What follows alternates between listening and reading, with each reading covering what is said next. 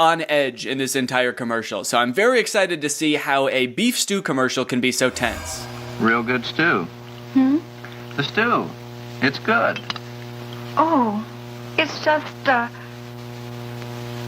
well, actually, it's... Sure has got a lot of beef in it. It's got a lot of beef. Dude, her mind is stew. So when he's like, it's a good stew. I said good stew. She's over there just reaping the stew. The stew. It's good. Oh, Maybe we could have it a little more often. sure. You know what? What? She's like, oh no, he found me out. She pulls out a gun behind her parents. Phew. So he doesn't know I murdered that boy. I guess I don't know when this commercial is from. 1966. I guess that's before they invented music or acting or charisma. The way he says he likes the carrots is devoid of any emotion. I even like the carrots. I even like the carrots. Go ahead if you want to.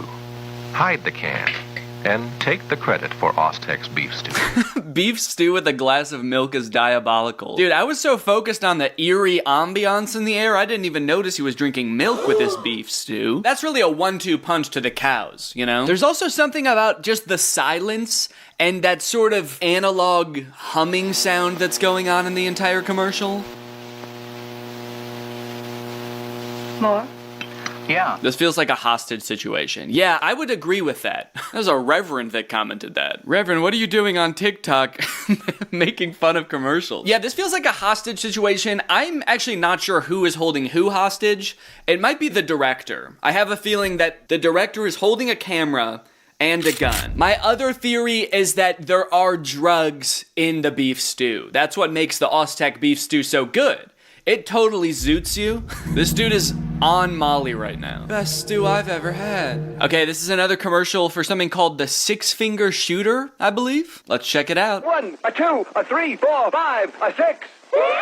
6! Surprise! Alright, this is terrifying too, man. 6! Surprise! It's a gun! This is actually the gun the director was using in the previous commercial. You know what? I was surprised. I was not expecting the finger to be a gun. I thought it was just a fun prop finger. Surprise! You're dead. It looks like a finger, but watch him flip. It's a secret weapon at your fingertip. Alright, yeah, I guess it's a pretty fun looking toy. You can sneak up on your friends with your little dart shooter because they'll think, oh, he's not holding a gun, he's just some kind of freak with 6 fingers. What did the boy flipping have to do with it? He said it looks like a finger, but watch him flip. It's a gun. Look over at him flipping, now look back at me. You're about to die. The kid flipping was some kind of diversion to take your mind off of my 6th finger while I load it. 6 fingers sends an SOS missile to your friends. 6 fingers, 6 fingers, 6 fingers! Fires cap-loaded bombs and they explode as a ballpoint pen. Wait, why did he get so scary? The kids chanted, 6 fingers, 6 fingers, 6 finger, and then they summoned the scary narrator. That's right, children. It shoots bombs. And it looks like a finger, and how will they know? 6 fingers, 6 fingers, 6 fingers! Here's how to get it on the card right there.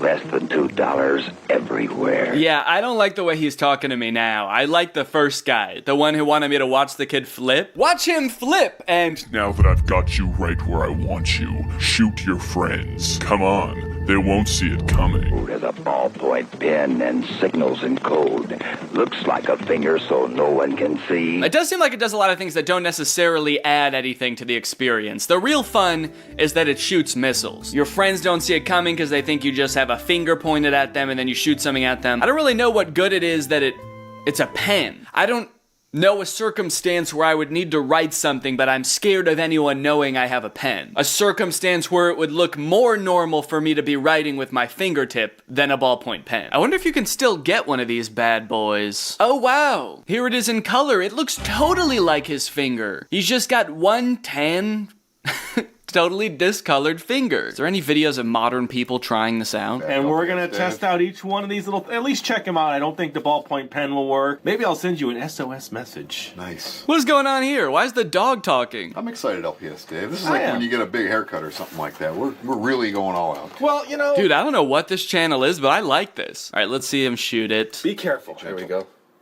Whoa! Okay.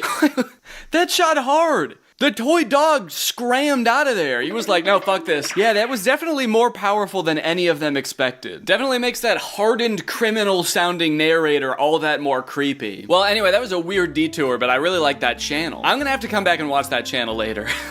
I like the talking dog. Okay, I have more scary commercials to get to, but first, I have a scary ad of my own to make.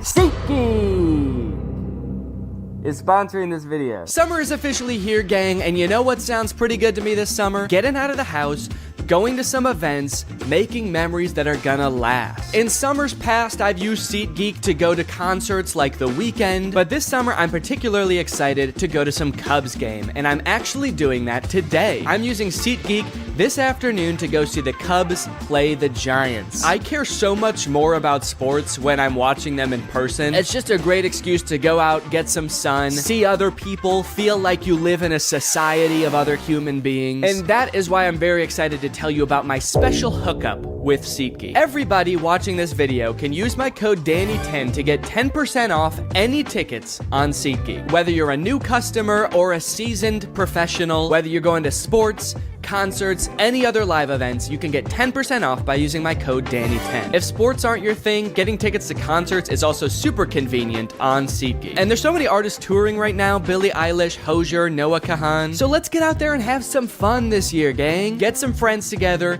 get some tickets, use my code DANNY10. No matter how many times you've bought tickets before on SeatGeek, DANNY10 is gonna get you 10% off your next order. The code is only available for a limited time, so if there's someone you wanna go see, a team you're rooting for, go ahead, download the app, use my code DANNY10, and have some fun. So thanks to SeatGeek for sponsoring this video, and thank you to you guys for checking out SeatGeek. And now back to the video. Okay, I've actually seen this commercial before, and it is definitely one of my favorite commercials of all time. It's from 1999, and it's about this, like, gaming chair. The Video Gear Command Center. Check it out. What is it? 10% plastic, 9% attitude. It's why you started gaming in the first place. No distractions, just you and the game. Okay, so, yes, the robot voice is very creepy, like, does not need to be that scary. What is it? Is it a chair? Also, I love that he says no distractions, No distractions, just you and the game. as the chair is, like, rocking back and forth, jostling the kid around. No distractions, man, just me, locked into the game. And it's why we started gaming in the first place, to sit on a little seesaw chair. Yeah, man, all of that Halo and Super Mario Brothers was just an excuse to get my butt on a little rocking chair. All right, well, let's watch this robot voice try to gather more data on this chair. Is it a chair? No, that's a chair. It's not a chair? Yes, it is. I don't like these kids' attitude. She makes it sound like the robot's an idiot for asking. No, you idiot. That's a chair, all right? This is a command center. Tons of cool stuff. Wow, look at all that cool stuff. You got the junction of the headrest to the rest of the chair. You have the side of the chair. Gosh, you've even got the bottom of the chair. After watching this whole commercial, I don't even know if this does anything aside from just rock. Like, I don't know if it has electronics built into it or anything. Speakers to immerse yourself in the game more. I actually think it might just be a plastic rocking chair, which makes pointing to all the cool things on the chair make no sense. Plastic over here and over there. Wicked cool. And don't ask any questions or we're gonna hurt you. Now you're in the game. Straight rock and roll. Who needs it? Who cares? If I have to tell you, you don't belong here. It's cool. Why are they so mean, dude? I'm on the robot voice's side. He's just earnestly asking questions about the product that you guys are advertising, and you're like, who cares, man? Just sit in it. This is peer pressure like I've never seen before in a commercial. The Video Gear Command Center. It's the ultimate video game accessory for serious gamers. Yeah, that commercial did not make me feel so good, man. That poor robot just wanted to know about the chair. Who cares? Okay, next up, we have a Smokey Bear ad. So I'm presuming this one is to prevent forest fires. Let's see how they do that. I know a place that's peaceful and quiet. A place where animals play. It's called the forest, but every year we start forest fires. A careless match, a cigarette, and poof, fire.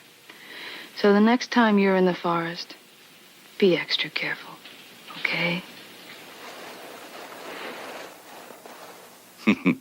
If you knew it was me, Would you have listened? I actually don't know if I listened to the ad as it stands currently. I was trying to figure out why she was talking to me like that. Was that supposed to be like seductive? I guess that's the implication. He's like, look, I'm not a hot lady, I'm actually a talking bear. But you wouldn't have listened to something so normal as a talking bear. And it's like, no, I would have listened to the talking bear. You're actually a very scary looking little Muppet thing. I definitely want to know what you have to say. I don't think she really nailed the seductive tone, honestly. I felt threatened. Forest fires. A careless match, a cigarette, and poof, fire. Yeah, I feel like she's actually the one starting the forest fires. I also don't know who that commercial's targeted to, I guess. I feel like anyone that was legitimately turned on by that lady probably was not listening to what she was saying. They were just like, hot woman in threatening tone. I love it. And then she took off her face and she was a bear and they were like, ah! All right, I guess I'll do what the commercial says. I won't start any forest fires this year. You win this time, Smokey. 1966 Mattel Baby Secret Doll commercial. Can you keep a secret? Then listen to Mattel's new baby secret. She whispers just to you, and her lips really move when she talks. It's almost unbelievable. I want to taste the flesh of humans. You know, it's funny the things adults think are scary and kids apparently don't. Like a creepy little doll that whispers to you in the middle of the night definitely seems like something that would be straight out of a horror movie, but maybe I only think that because I've seen horror movies. When you're a little kid, you don't know that that type of stuff can even be scary. You just think like, oh, it's a doll with secrets. That's not dark at all. That's just cool. He wants to tell me his secrets. And she looks so real, the way her lips move like yours. Yeah, that's not how my lips move, actually. My lips move depending on the sounds that my mouth is making. Her lips move like this. She can even pose the way you want, but then when you wake up in the middle of the night, she'll be in a completely different position that she wants. And she'll say things like, kill them all, do it for me. Get Mattel's soft and wonderful new baby secret, so you can have fun keeping secrets together. Oh, so you get to tell her your secrets too. I guess that's cool. As a little boy, man, I had so many secrets and I just wish I had a doll I could whisper them to. It would suck if the doll could actually process what you were telling it and then it started gossiping about you to other people. You catch your brother in the middle of the night with the doll up to his ear and it's like, Danny picks his nose. No! Baby secret! You liar! Baby secret, I thought I could trust you. I just feel like that product was designed in order for, in a few years, a horror movie to be made based off of that doll. Anyway, now we've got a Duracell talkative relative slipped other battery commercial, 1994. I'm having trouble understanding that sentence. I guess I just gotta watch it to figure out what this is. So, is everybody using Duracell batteries? No kidding. The second I heard they had a battery that outlasts all other brands, I bought the family a whole case. Reminds me of the first time we tried Duracell batteries. We were living in Tulsa with your great Aunt Emma. We shared a one-room apartment. Herb, did you slip her one of those other batteries? Me? The copper top. Tops them all. This is like if the baby secret doll grew up and started a family. And you better believe he's still got secrets. Yeah, also, I think they just killed that lady. They swapped her battery out with a dead battery. Uh-oh, Aunt Lenore's getting a little bit annoying. How about we remove that which gives her life? You even hear like a fly flying around right after she keels over. The fly immediately recognizes, oh, a dead person, time to start buzzing around her. Okay, so at first we had Baby Secret, now there's a product called Baby Laugh-A-Lot. Okay. Listen to Remco's Baby Laugh-A-Lot. I'm really worried about what this laugh is gonna sound like.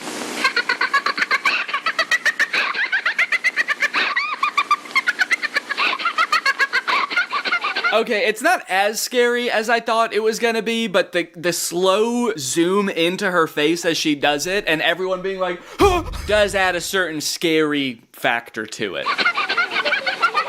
You're listening to Baby Laugh-A-Lot. She's the funniest doll you've ever seen. Just push the button, and she starts to giggle. Oh my god, dude, her face is creepy. Look at that smile. You know how you laugh?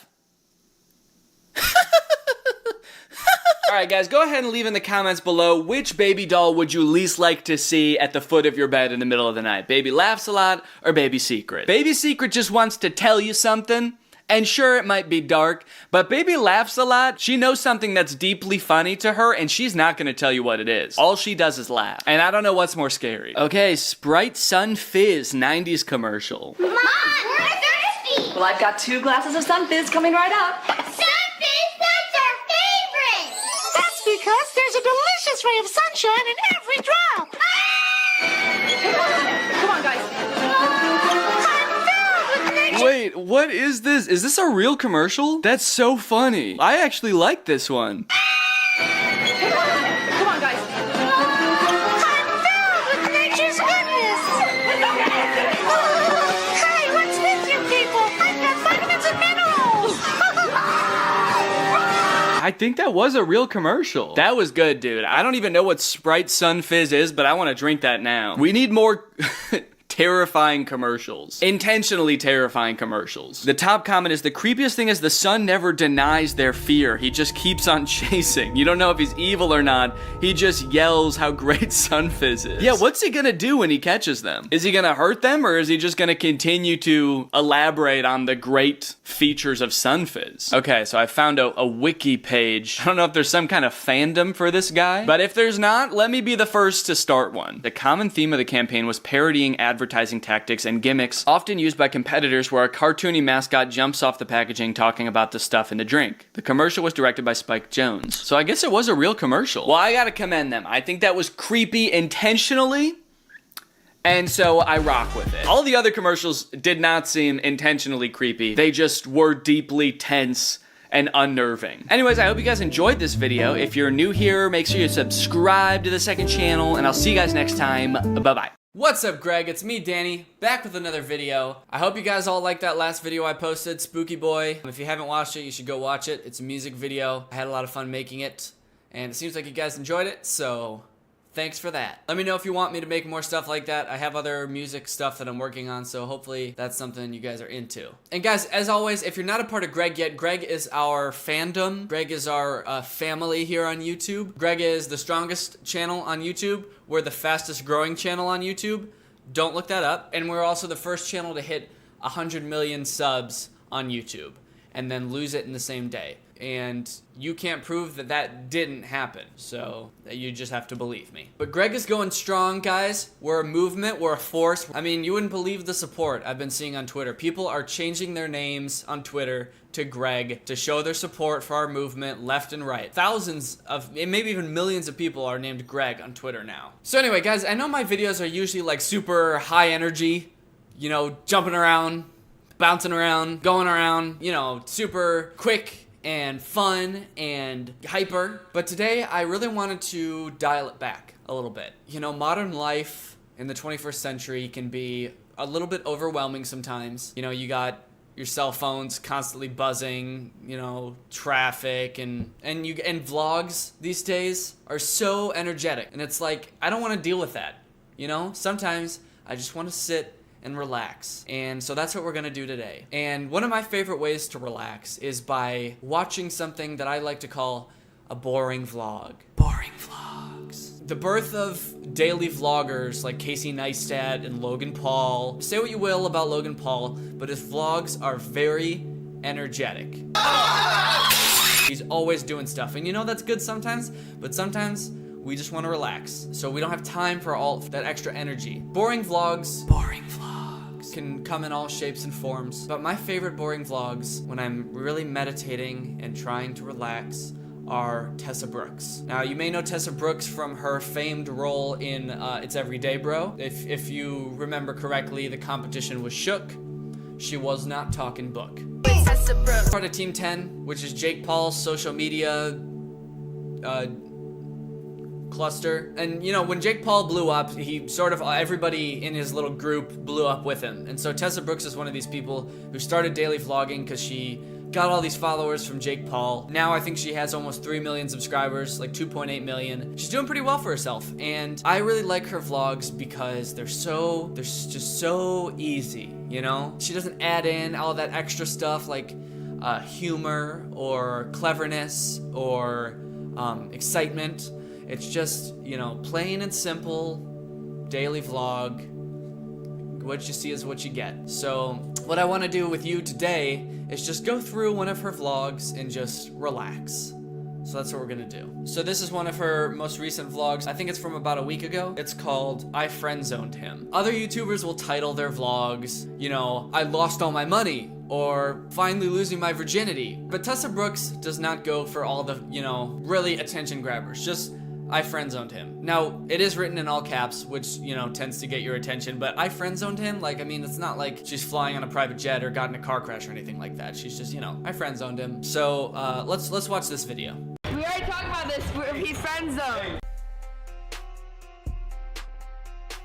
So she's got this little exciting bit before the vlog starts. A lot of vlogs do this where they'll show like the most exciting part of the vlog at the very beginning to pique your interest, and then play their little intro title thing and then go into the vlog. Now, usually it's something really crazy, like somebody getting, you know, punched in the face, or, you know, at least something like, oh my god, what are we gonna do? This is crazy. What, how are we gonna, you know, it makes you want to know what happens in the rest of the vlog. But for Tessa Brooks, you know, she doesn't want to surprise you. She doesn't want to leave you on the edge of your seat. So she just shows you her friend zoning him in the first, not even 3 seconds of the vlog. You know what, I'm joking about this, but I actually think I should start adding these into my videos. I think it would get your interest going a little bit before the video starts, you know? So let's rewind back to the beginning of this video, and let's stick in the most interesting part, and then cut to my title, which I guess I also have to make, because I don't have one. They said that a nuke from North Korea was heading towards the US. All right. Is your interest piqued? I bet you're waiting to see how that happens. Okay, so back to the vlog. What's up, guys? Right now we're at that, I'm sorry. That hat? What is that? Is she a sailor? Or a 19th century chimney sweep? What is that hat? What? I mean, really? Are you a jockey? The hat makes no sense. Right now we're at the radio station. We are about to tell them, because I actually don't know. You don't know either? I'm gonna be on the radio. Okay. Okay, so we're at a radio station. This is nice. You know, she's about to go on a radio show. That's very exciting. She's a very popular YouTuber, so she's gonna show us what the experience of being on the radio is all about. Alright, now it was super fun. Now we're going to go back to the hotel because I forgot my phone. Okay, so I guess it's over now. And that's all she showed. You know, that's nice. I mean, we're relaxing. You know, I don't want to see all of that exciting radio show stuff. I just want to see right before and right after it. So I guess we're moving on to the next thing now. Tessa, I don't want to freak you out, but we haven't done that thing that we do in every vlog, and it's already been like 2 or 3 vlogs since we've been in Hawaii. Are you thinking what I'm thinking? I'm thinking what you're thinking. More just simple, just not giving a shit how your vlog turns out. It's so relaxing. There's this clip just full of wind noise where you can't even hear what he's saying because it's just like and she doesn't even care enough to edit that part out. She sticks it in anyways, and it's just so refreshing to see that level of literally not giving a shit. I love how in this group of kids too, they all vlog.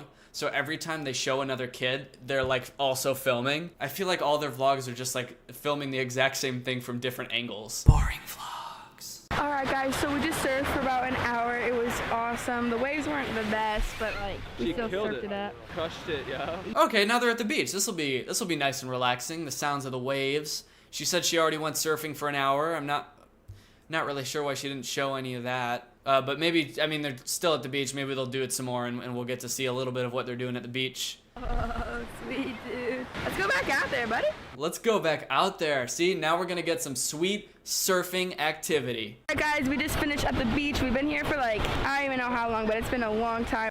Oh, so they're down at the beach? Well, I mean, we don't really get to see them do anything. Just sort of sit there and talk.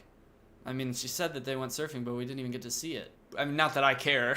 I love boring vlogs. Boring vlogs. Who cares about surfing? Who cares about radio shows? I mean, all I want is to hear Tessa Brooks tell me that she did those things. I don't want to see it. I mean, God forbid, please don't show me surfing right now. I'm trying to relax.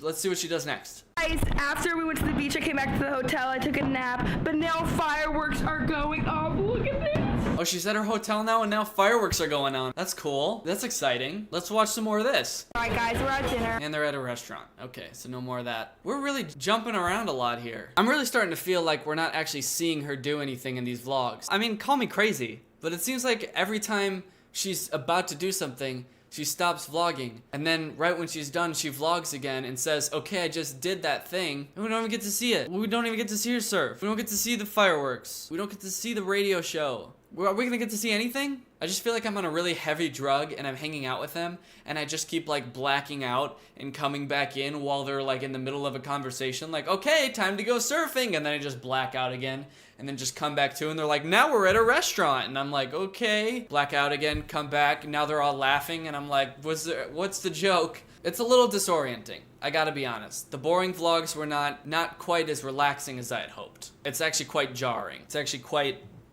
jarring. I drink out of jars. Tristan is very hangry, and he's been kind of in a really bad mood.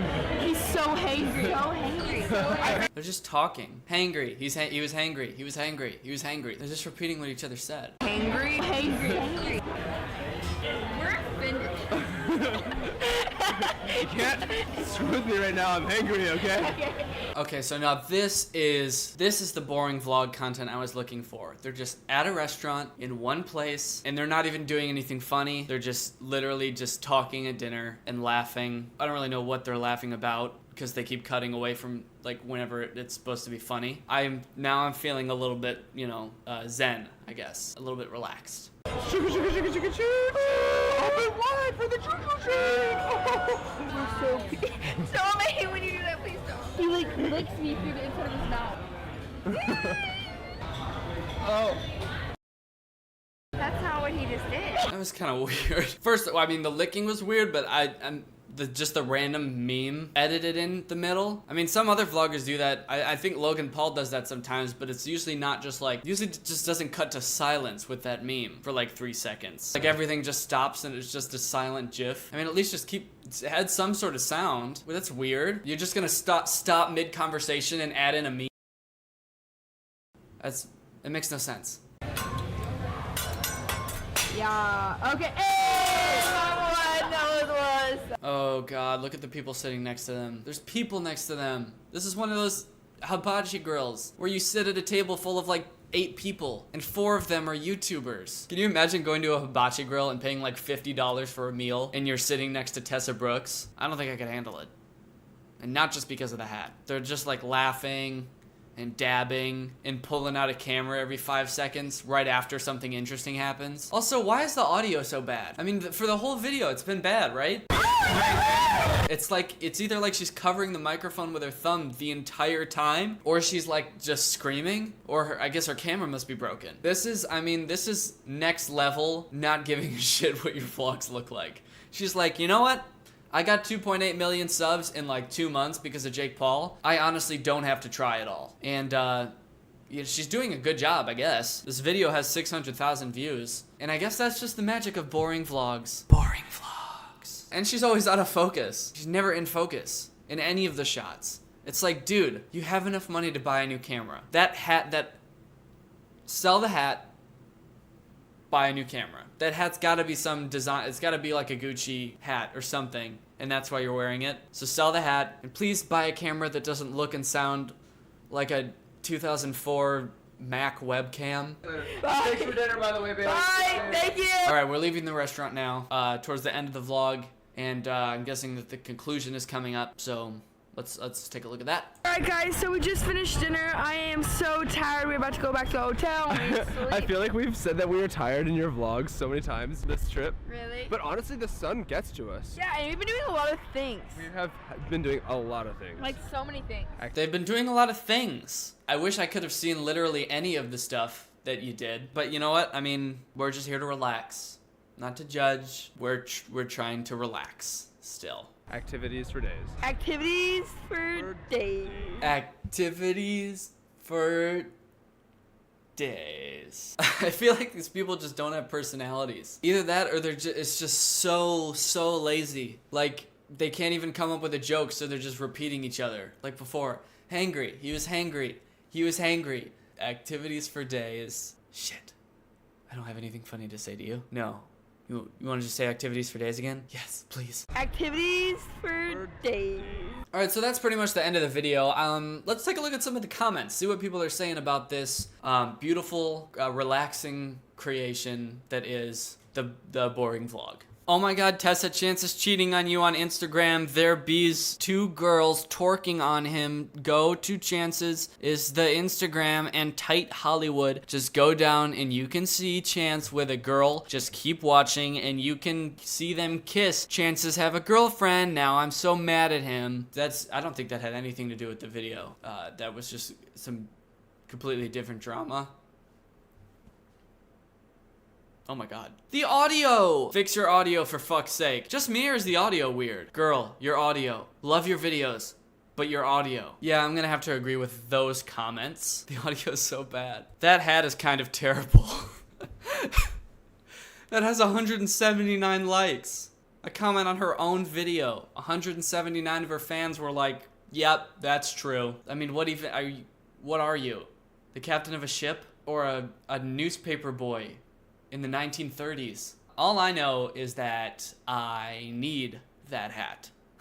Okay? So you may be asking yourself, okay, Danny, that was a pretty weird, bad vlog, but why'd you pick that? Why did you pick this for us to watch? And it actually is kind of significant, I think. It's the exact embodiment of what I think is one of the things that's wrong with YouTube right now. There's this pressure to post every single day. I mean, Tessa herself can attest to that, as she was featured in It's Everyday Bro, where the competition was shook and she was not talking book. If you want to get as many views as possible, you have to post every day. And if you don't, YouTube's gonna stop recommending you to as many people. That's just how the algorithm works. But for people who don't have very interesting lives, or for people who just don't give a shit about what their content looks like, daily vlogs just become garbage. Like this, I mean, what happened in this vlog? She went to a radio show, we didn't see that. She went to the beach, she surfed twice, and we didn't see it either time. She went to a restaurant and then just ate and annoyed the people around her. I mean, there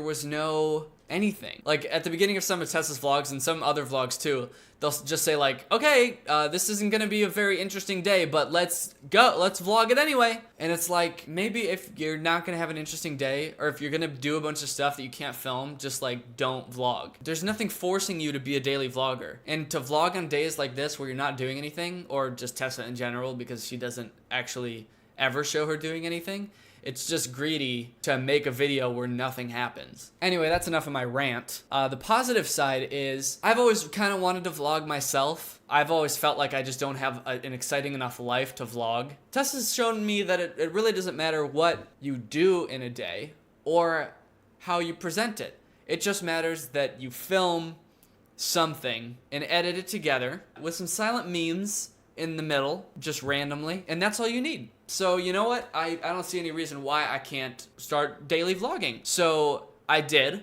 I made a daily vlog, and you can see it. I'm gonna play it right after this. It's a little bit inspired by Tessa Brooks, so you know, shout out to her. I sort of jacked her style a little bit, but I hope you like it. So here it is. What's up, guys? It's me, Danny, back with another vlog. I've got a lot planned today. I'm so excited. I just got ready. I just got out of the shower, and now I'm gonna go to breakfast. Let's do this.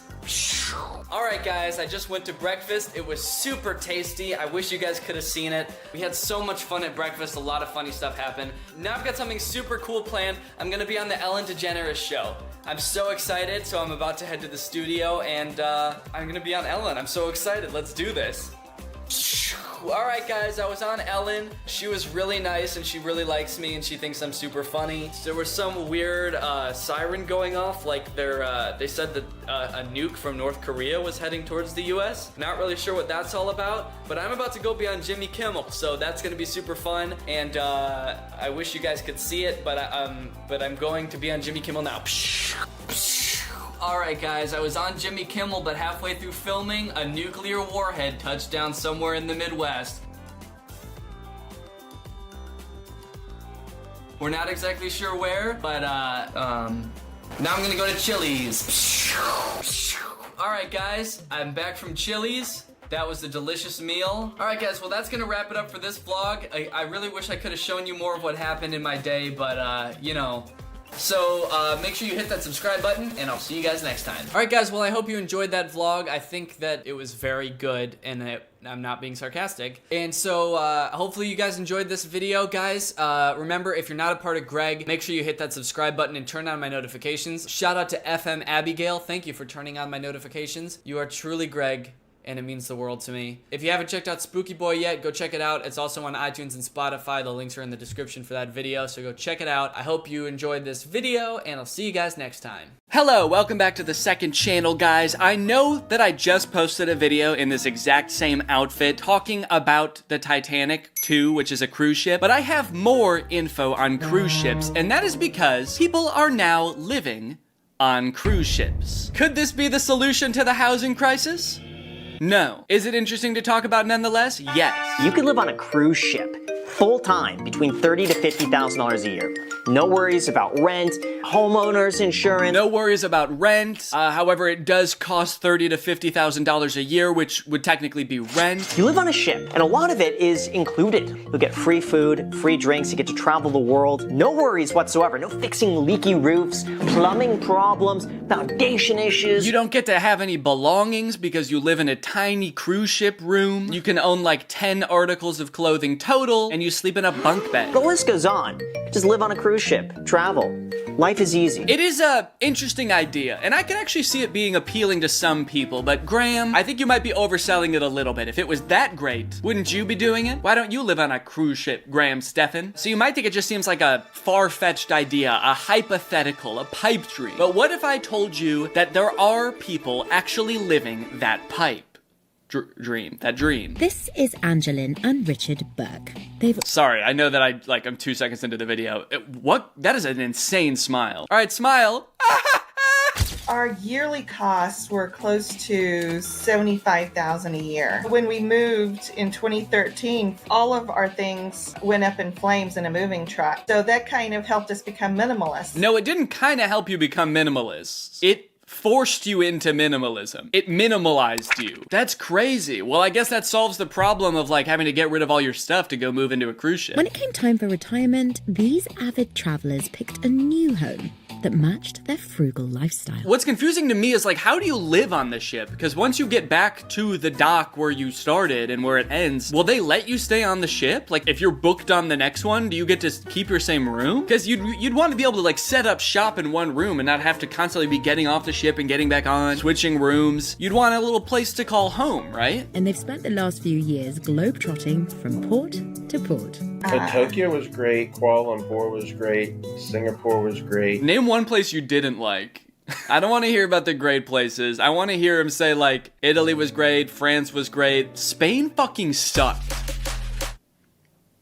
England was great. Not everything's easier. Laundry's not always easy.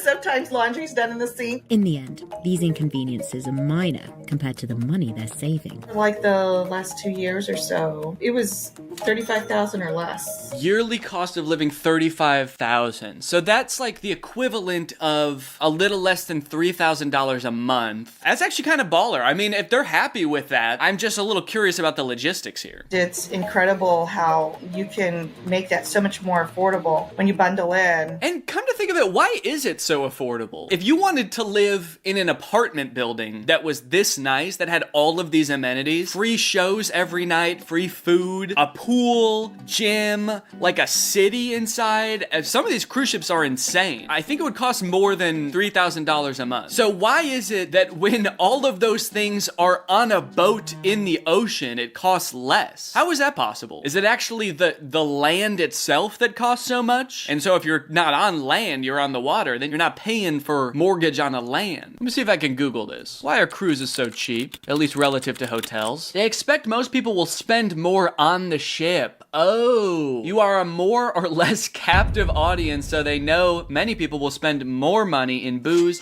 the casino, upsell restaurants, ship shops, and art auction scam. Aha! So they make money off you once you're there. That $3,000 a month is just to get in the door, and then you have to spend money on other stuff, but not food. You know, like if you were a tourist there and didn't live there, you'd probably get souvenirs, photos, all that jazz. They are genuinely traveling a lot while they're there because they're getting off at each port. They've visited all these countries, so they're probably spending a decent amount of money taking taxis, excursions, stuff like that as well that they wouldn't be spending on if they lived in a stationary place. We've proven to ourselves we don't need a house, we don't need a home base, we don't need a car. What if you need to get something in the mail? Where do you mail it to? If you order something from Amazon, where does it show up? Does an Amazon delivery person, like, you see them paddling in a canoe towards your boat on the horizon? I guess why would they need to get mail?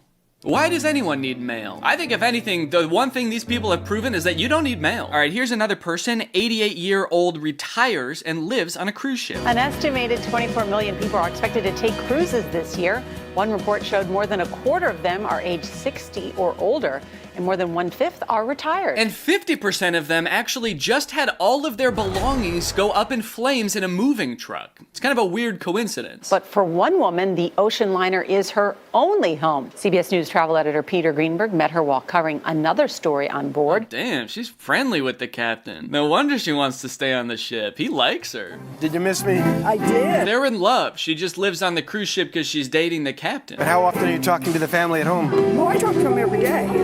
Okay. Okay.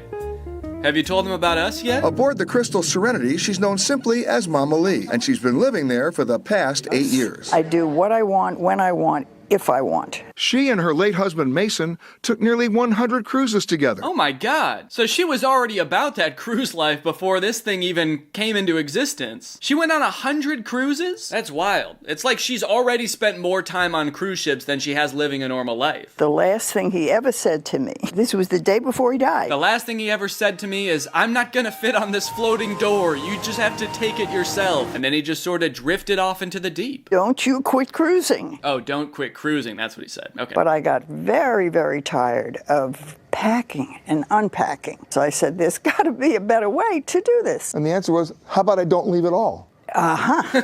She makes it seem like it was his idea. That's good. I should do that. Everybody knows her, and she knows everybody. Birger Vorland is captain of the Crystal Serenity. Oh, he's the captain? Then who was that other guy? She gets along with her day, and she makes herself busy, and she has her things and her opinions, and she's a wonderful person. Her opinions? Why did you bring that up? What kind of opinions does she have? She's great, you know. She does have her, opinions. She's 88 years old, but other than that, she's great. There are a lot of people who would say, well, I'm going to go to a retirement place. Oh, hell no.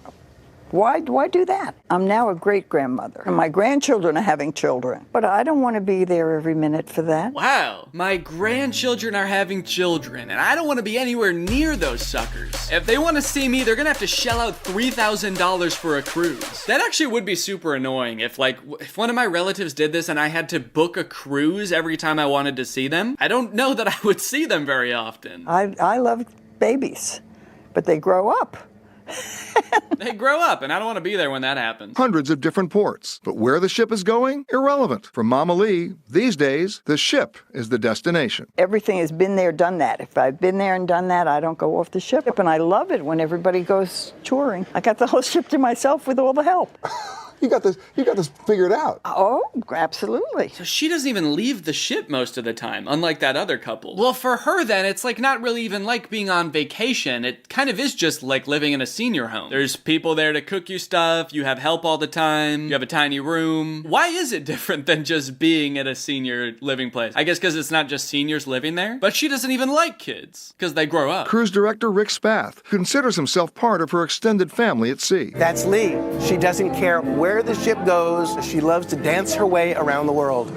I dance every single day at 5:15. I think I live a fairy tale existence. I still think I do the same dance step with every dance. Yeah, you do, but that's okay. Thanks, Charlie. This is interesting. It seems like it's mostly a retired people thing.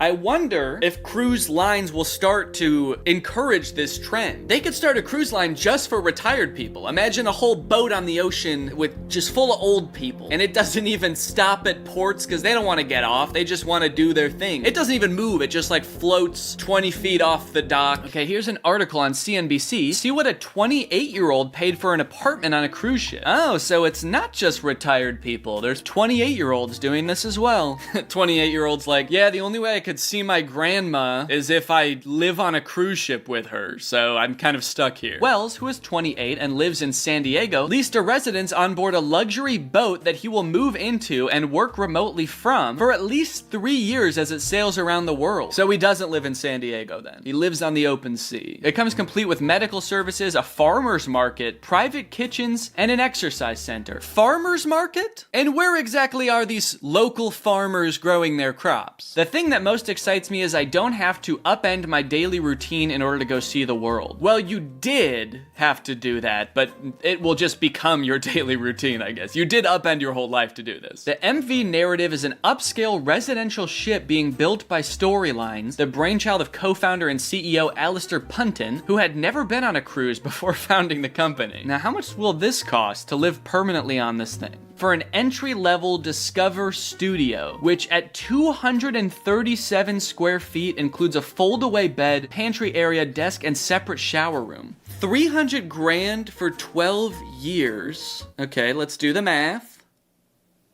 By Googling it. $25,000 a year, which, you know, is like $2,000 a month. Rent-wise, it's not terrible, but space-wise it is, actually. 237 square feet? Okay, well that's definitely not the room from the picture. Oh, for this residency, this is priced from $875,000 to $8 million. Okay, yeah, I gotta say, actually, for that price tag, it no longer seems worth it. I'm sorry, that's insane. It launched fractional ownership options in November with a 25% share starting at around $600,000. So it's like you're buying an apartment on the cruise ship, but if the cruise ship can't fill up enough rooms to like maintain business and stay afloat, then you just don't get to live there anymore? Oh, all-inclusive fees come on top of the purchase price, starting at around $2,100 a person per month. That $2,000 a month that he's paying over the course of 12 years is just for the room itself, and then he also has to pay $2,100 per month. So really he's paying like $4,000 per month to stay in a very small room. Uh-oh, 3-year cruise abruptly canceled. Okay, I don't think this was about the same thing we were just reading about, but yeah, that does seem like it could be a huge issue for this kind of lifestyle. I mean, even if you're like the lady who lives on the cruise ship, what if one of the cruises gets canceled because of weather or something, or the boat needs maintenance? Do they make you get off the ship? I kind of feel like they would. The Life at Sea cruise was set to kick off in Istanbul in early November, with stops in 135 countries across all 7 continents, with prices ranging from roughly $30,000 per person each year to well over $100,000. Carrie Whitman tells us she already paid $32,000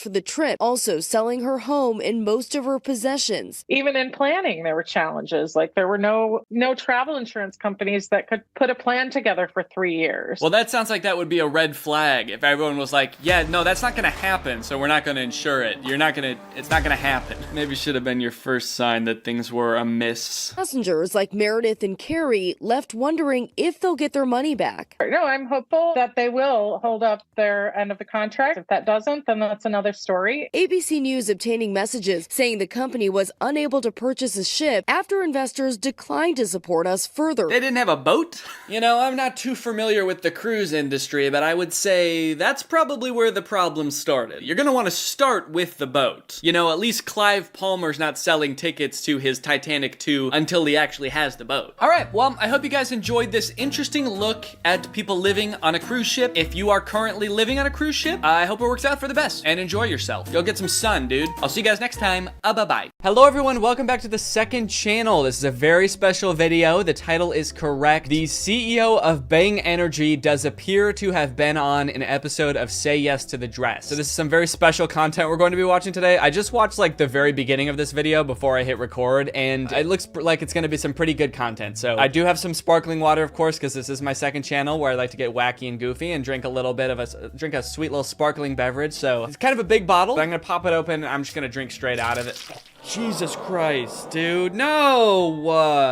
God damn it, dude. Wet my pants. That makes it sound like I peed my pants. My pants are wet now. I didn't get so scared of the fizzing that I also wet my pants. One thing's for sure, this shit is sparkling. All right. right, that's pretty good. Kind of covered in sparkling water now, though. I should have just gotten a bang for this video. I should have chugged a bang while reacting to this Say Yes to the Dress episode. It doesn't actually say that this is the CEO of Bang Energy, but I'm almost positive it is. It's been a little while since I looked at this dude, since I made that video. Sometimes after I make a video, I like forget about it right away. I forget everything that I said in the video. So, oh yeah, he always wears this bang chain. Yeah, that's definitely him. All right, let's watch this shit. Uh-oh. The intro for this video is already not looking good for the Bang CEO. I should have mentioned the title also does not look good for this guy. Bride's fiance gets booted out of shop for being too harsh. What is he gonna say? Okay, how about this dress? Honey, do you like this dress? No, and I don't want to marry you anymore. Okay, I think this one's kind of good. It makes me look like a princess, don't you think? Fuck you! You're like, whoa, this guy is being a little bit older than the Bang CEO's wife. And how old is he? I thought he was like 50? Bang CEO. Who is the CEO of Bang? Jackawak. Oh, looks like when you type Jackawak age, it also says Jackawak wife age. Like people are also kind of like, huh? He's 59? When I say that this dude is literally old enough to be her father, I'm not even exaggerating. Because my dad is turning 59 this year, and my sister is 25. So this dude is literally old enough to be her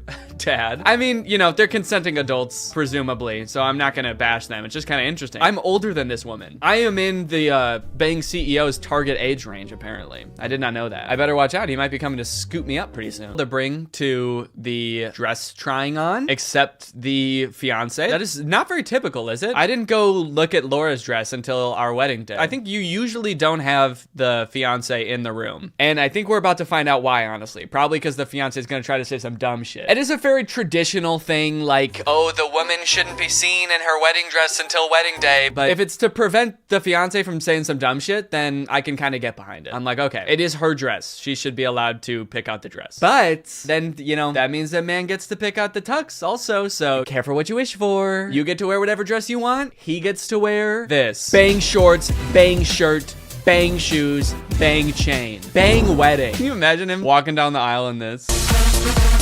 That'd be epic. This music is playing while he's walking down the aisle. For you though, right? What the fuck did he just say? She was like, I kind of want a sexy dress, and he's like, let's keep it classy. I'm sorry, says the guy like constantly surrounded by models in bikinis. Whoa, honey, we do not want you scantily clad. You know what I think about scantily clad women? You know, like the women I surround myself with constantly? You don't want to be one of them. You don't want to be one of the women that I keep around me at all times. You're gonna want to dress like someone who wants to stay far away from me, honey. I like that she said she wants a mermaid style dress. I guess I don't really know what that means. I just pictured like she's a straight up mermaid. Yeah, my fiance thought it would be kind of a fun idea if like during the reception, I was in sort of like a giant aquarium full of Bang energy, and I'm just sort of like swimming around in there. Kind of like putting my face up against the glass, like banging on the glass, just kind of behind there, and then everyone else is having fun at the reception. That's kind of what we were thinking. We'll laugh. Yeah, I pretty much dressed her in everything she's wearing today. I'm controlling this whole woman's life. I wasn't gonna say anything before I knew that the guy is dressing this woman, but she is kind of dressed like a 50-year-old. And I didn't want to say anything before because I didn't want to like diss this woman's clothing.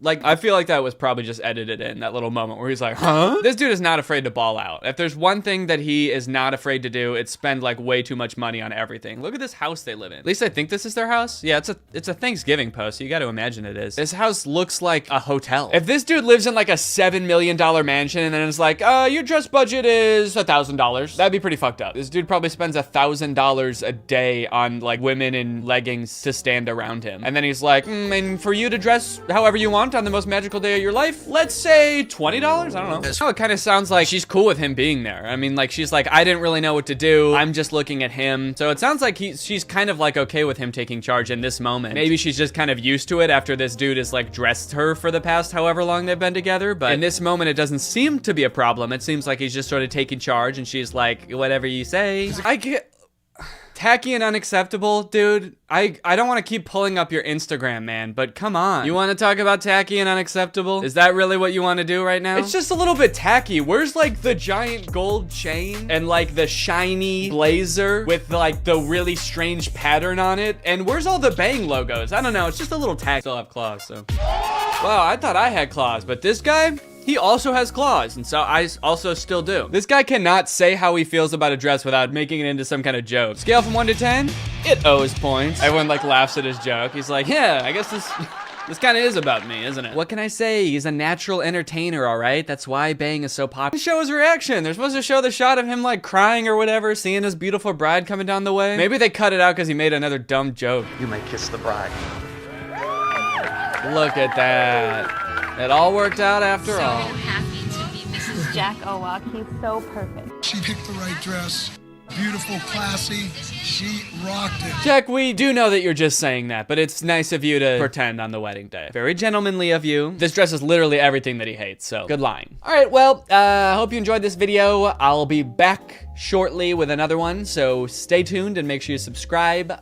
Bye. Hello everyone, welcome back to my second channel. I'm very excited to have you here today because today I'm going to be exposing the world's most evil babysitter. I just found this channel called Generation Hope. It's sort of like Darman, but if Darman's videos were even lower budget. Each video is sort of like a mini movie. They're scripted out, there's a moral at the end, very emotional, very intense. And this video I want to talk about today is called Evil Babysitter Drowns Kid in Pool, Leaves Him for Dead. Without a doubt, this has to be the world's most evil babysitter. Since I just stumbled upon this channel and I watched this entire video, I want you guys to watch it too. This video is really bad. The video is 10 minutes long and I think they probably spent like 11 minutes filming it. Let's go ahead and watch.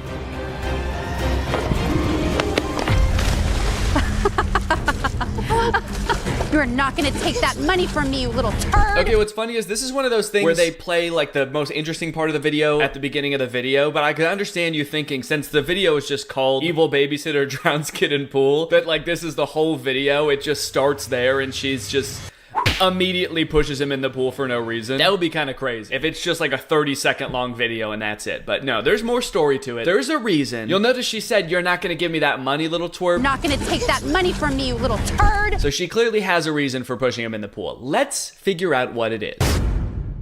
This is gonna be the biggest score yet. Have you figured out how much we're gonna make?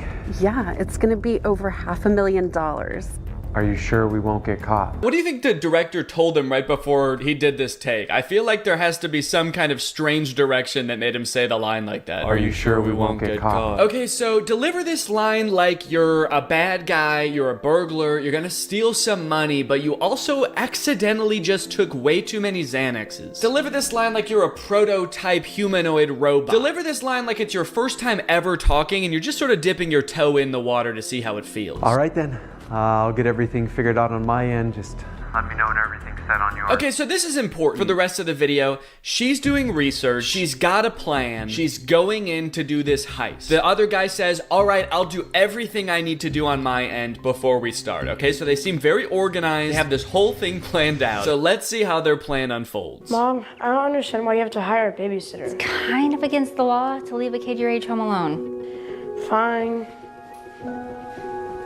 What is this meal she's handing him? So it looks like cut up apples, as you can see here, but then when she hands him the plate, it's also like a tortilla. Here's your 3 apple slices and a plain tortilla, sweetie. I hope this babysitter can take care of you better than I can, because I don't know how to make any food. She could be evil and steal from us, but as long as she knows how to cook, she actually might be doing a better job than me. If you can behave the 2 days while I'm gone, when I get back, get you the PS5 you were asking for. Really? You got yourself a deal. Jeez, dude, that kid woke up. He was in a trance. He was in sort of a low energy state, probably because he's only been fueled by tortillas and apples. But then the second she said PS5, he stood at attention, dude. So let's just say the stakes are pretty high for this video. You got burglars coming in to steal money. You've got a kid who has a PS5 on the line. So he's gonna fight back. Well, hello, Miss Davis. Good morning. Hi, Brenda. Good morning to you, too. Of course, I love the natural dialogue. Hello, good morning, Mrs. Davis. Hello, Brenda, and good morning to you. And how are you? I'm well, and good morning. And I'm great. And how are you? I'm great, and good morning as well. Thank you. And how are you? I'm hungry. Do you have any apple and tortilla? Wow, what a lovely apartment you have here. Oh, this is nothing. Thank you, though. Such a weird line. Oh, this is nothing. Thank you, though. Oh, this really nice apartment, it actually means nothing to me. I could afford way better, but I could understand how someone like you would think it's nice, so thank you. Gosh, those are my teeth.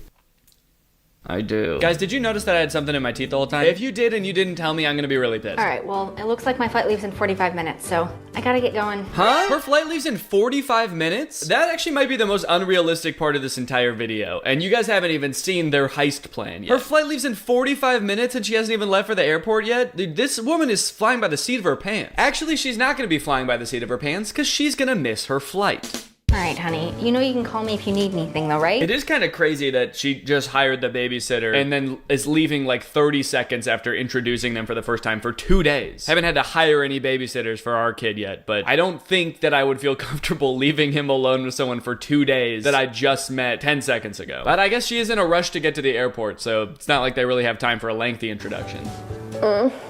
I love you so much. Love you too, Mom. Really cheerful music right now, too. I actually don't think I would have gone with the sweet, happy music because the interaction that's happening now seems pleasant, but we as the viewer already know that things are not as nice as they seem. I feel like tense music would have been much better here because you know some shit's about to go down. You know she's about to drown this kid, so I'm not exactly feeling great about this interaction. I mean, I'm happy, I guess I'm happy they're all getting along here. Maybe all that stuff at the beginning was just a fluke. Maybe this is actually just gonna be a really nice video. That stuff at the beginning about him drowning, that's just a glitch. It's just a YouTube glitch. I'm sure they're gonna be fine. Please don't let him anywhere near the pool. He still doesn't know how to swim. When will you teach me how to swim, Mom? Soon, hun. All right, well, I do have to get going. Soon, hon, don't worry. And you're what, 13? You can wait a couple more years to learn how to swim. I like that she said don't let him anywhere near the pool. Please don't let him anywhere near the pool. So as to say, like, he doesn't know how to swim, but he will try. If he sees a pool, he's gonna sprint and dive headfirst, hands at his side, into the pool, and immediately drown. All right, Brenda, time for us to have some fun. How about you go to your room instead? Uh-oh. But I thought we were friends. I'm not your friend. I was just nice to your dumb, ugly mom so she would trust me. Okay, so she immediately turns evil. It feels like there probably is a better strategy here to get this robbery done efficiently. I don't think she had to immediately turn evil. If anything, that's gonna make it harder because now the kid who she's living with for the next 2 days is like on to her. She could have just kept being nice and just stolen the money, whatever this money, we still don't know where the money is. She could have stolen the money without the kid noticing. The kid definitely thinks she's up to something now. You go evil mode while babysitting a kid, they know you're up to something. Is everything ready? Yes. Mom is gone and the kid is in his room. All right, it's time for this plan to unfold. It's time for all of her research and all this guy's preparation to come to fruition. So what's the next move? Which is $500,000 you're talking about? Well, I haven't really figured that out yet. Oop, shit. Look, Michael, I did my research, okay? This lady is a real estate mogul. She made $2 million last year. There has to be money in this house somewhere. No, there doesn't. Most people keep their money in the bank. You think that because she made $2 million last year, that's just gonna be lying around somewhere in the house? That's not how money works anymore. Was this video written in 1930? That'd be crazy if they searched this whole house and they only find like $20 in cash. I don't really keep very much cash on me, so like that's probably how much money you'd find in my house. And they still drown the kid for $20. Like, it's better than nothing. So long, dude. It's actually the perfect crime because as we know, this kid will drown himself at a moment's notice anyway, so they can pretty much get away with it scot-free. All right, can you check the drawers? I'm gonna check the closet. So much paper in those drawers. She's also doing a really effective job at looking carefully. Could be in here. No, it's definitely not in there though. Definitely not this, definitely not that, definitely not in there. It's like, could you look at the things you're pulling out a little bit? What if there's like a bank statement in one of those things? What if her bank username and password are written on one of those papers? She's just like, get all this shit out of the way. I'm looking for money. There's like a briefcase in there. She throws that out of there. Expensive jewelry and watches. She's like, get all this out of here. I'm looking for regular dollar bills. That's the only form of money I will accept. Found it. Let's go open it up.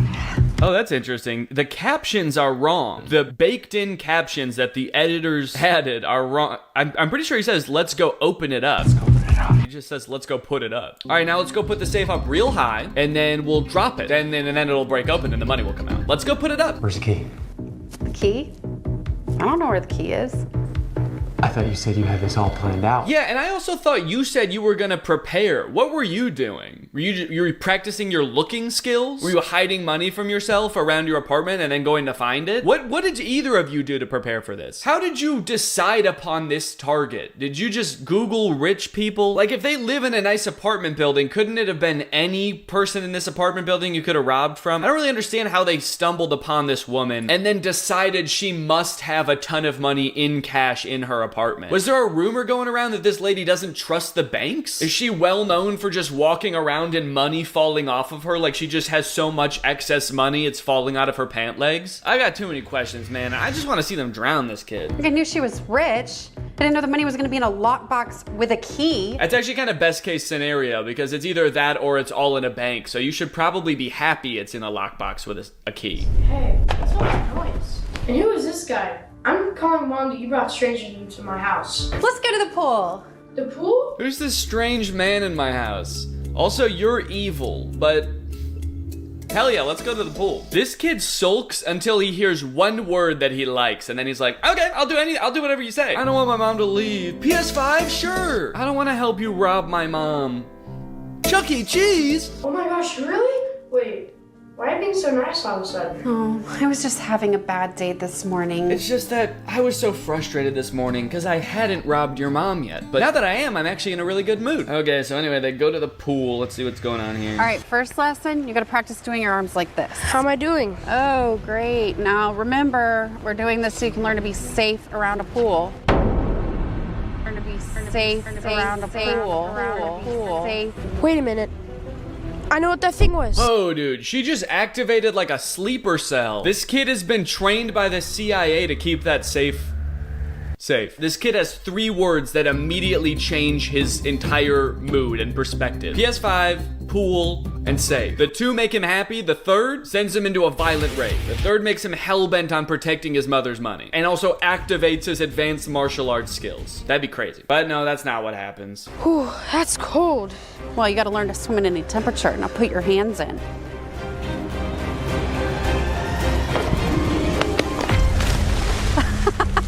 The running start is crazy. She could have easily just given him a little shove and he would have fallen in. But hey, I guess she was just, she was having fun with it. You gotta get a running start.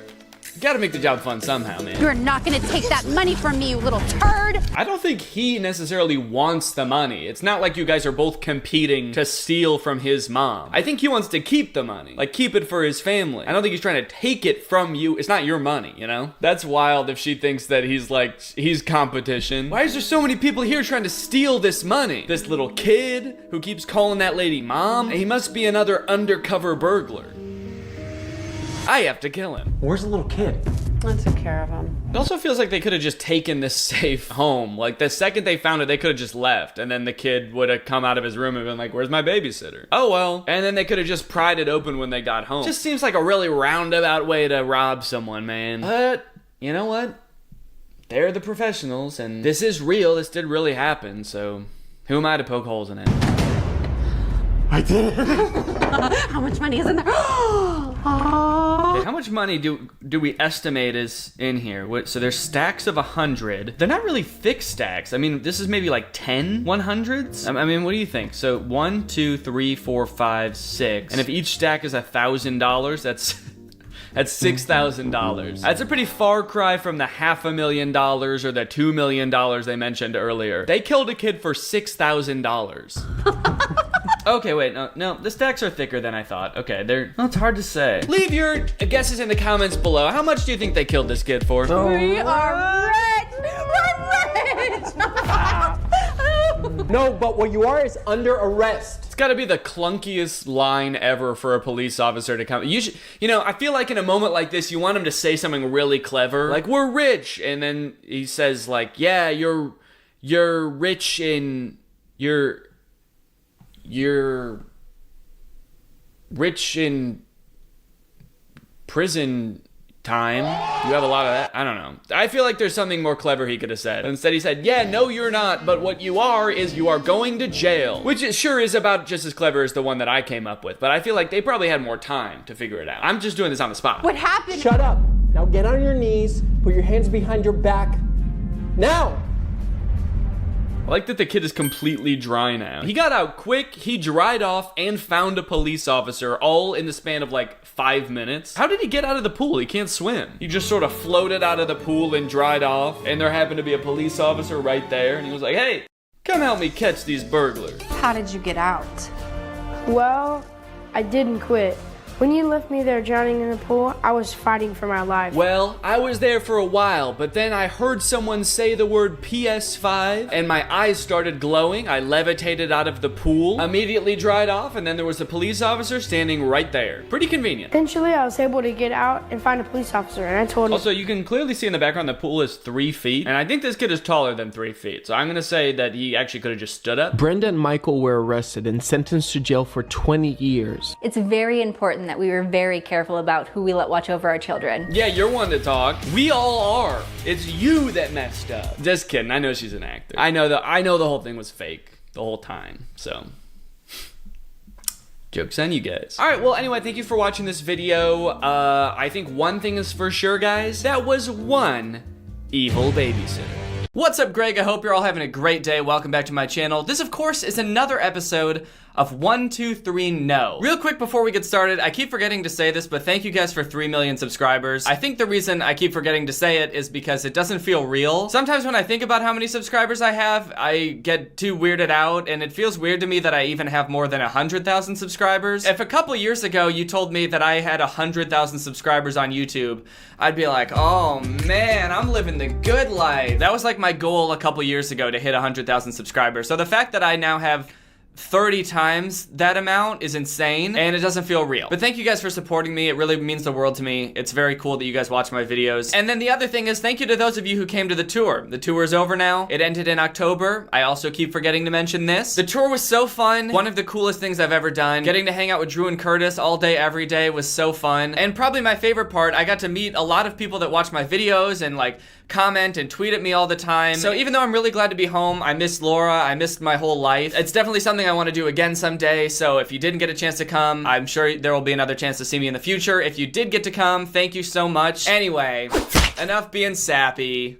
It's time to complain. Guys, Troom has a new competitor. A new foe has entered the match. A new challenger has appeared. 1, 2, 3, go. I found this channel a couple of days ago. They're pretty much just like Troom. They do pranks, they do DIY stuff, life hacks, crafts, anything that Troom does, 1, 2, 3, go does. And they're coming for the crown, baby. They're coming for that sweet, sweet crafting crown. Check out your new dresser, Mia. Well done. They want to be the crafting kings. When I say 1, 2, 3, go as a channel, what I really mean is that they're like a conglomerate of like 1,000 channels, I think. The reason I found them is because the other day I was scrolling on the trending page and they had 3 videos on the trending page. They had one at number 15, one at number 4, and then one at number 1 on the trending page. They were dominating the trending page on YouTube for like an entire day, which doesn't seem legit at all. It seems very suspicious. I don't know how they manage that. It's very strange. And the other weird thing is that they're all on different channels. The video at number 1 on trending was on the main channel 1, 2, 3, go. But then there's this other video that was on 1, 2, 3, go challenge. And then the third one is on 1, 2, 3, go gold. I don't know why they have so many channels. It seems like they pretty much do the same thing on every channel. I don't know if it's some way to like trick the trending or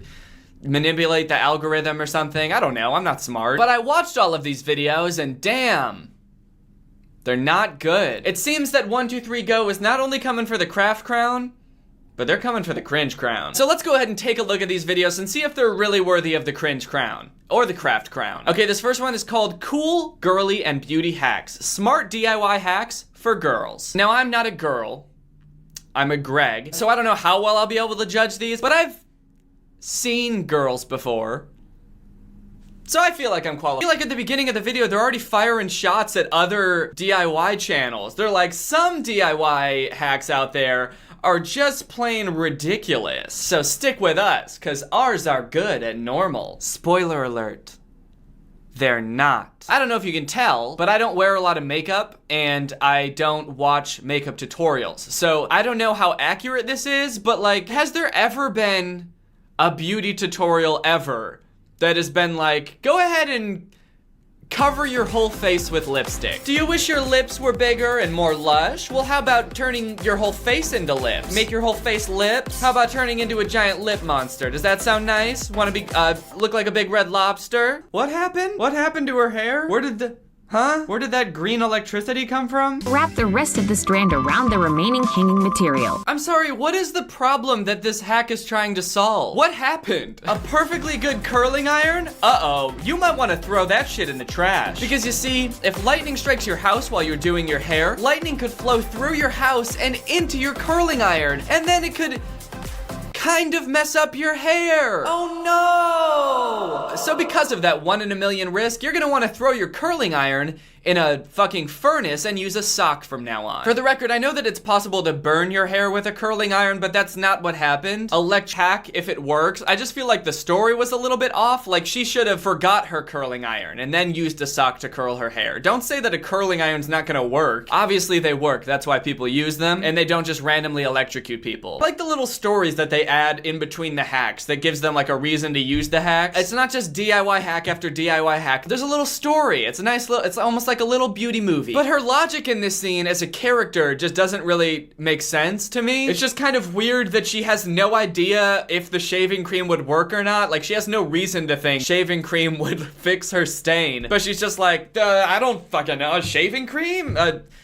It's worth a try. And she just randomly stumbles upon this amazing life hack. Does she do this every time it gets a stain? Just reaches for the nearest liquid and pours it all over her shirt and hopes that it has stain removing properties? I just feel like it would be more realistic if sometimes she tried like a random beauty hack that she had a hunch would work and it just doesn't at all. Like, oh no, I ripped my pants on the way to class. I'm gonna look like the dumbest, stupid fucking idiot in the whole class. Wait.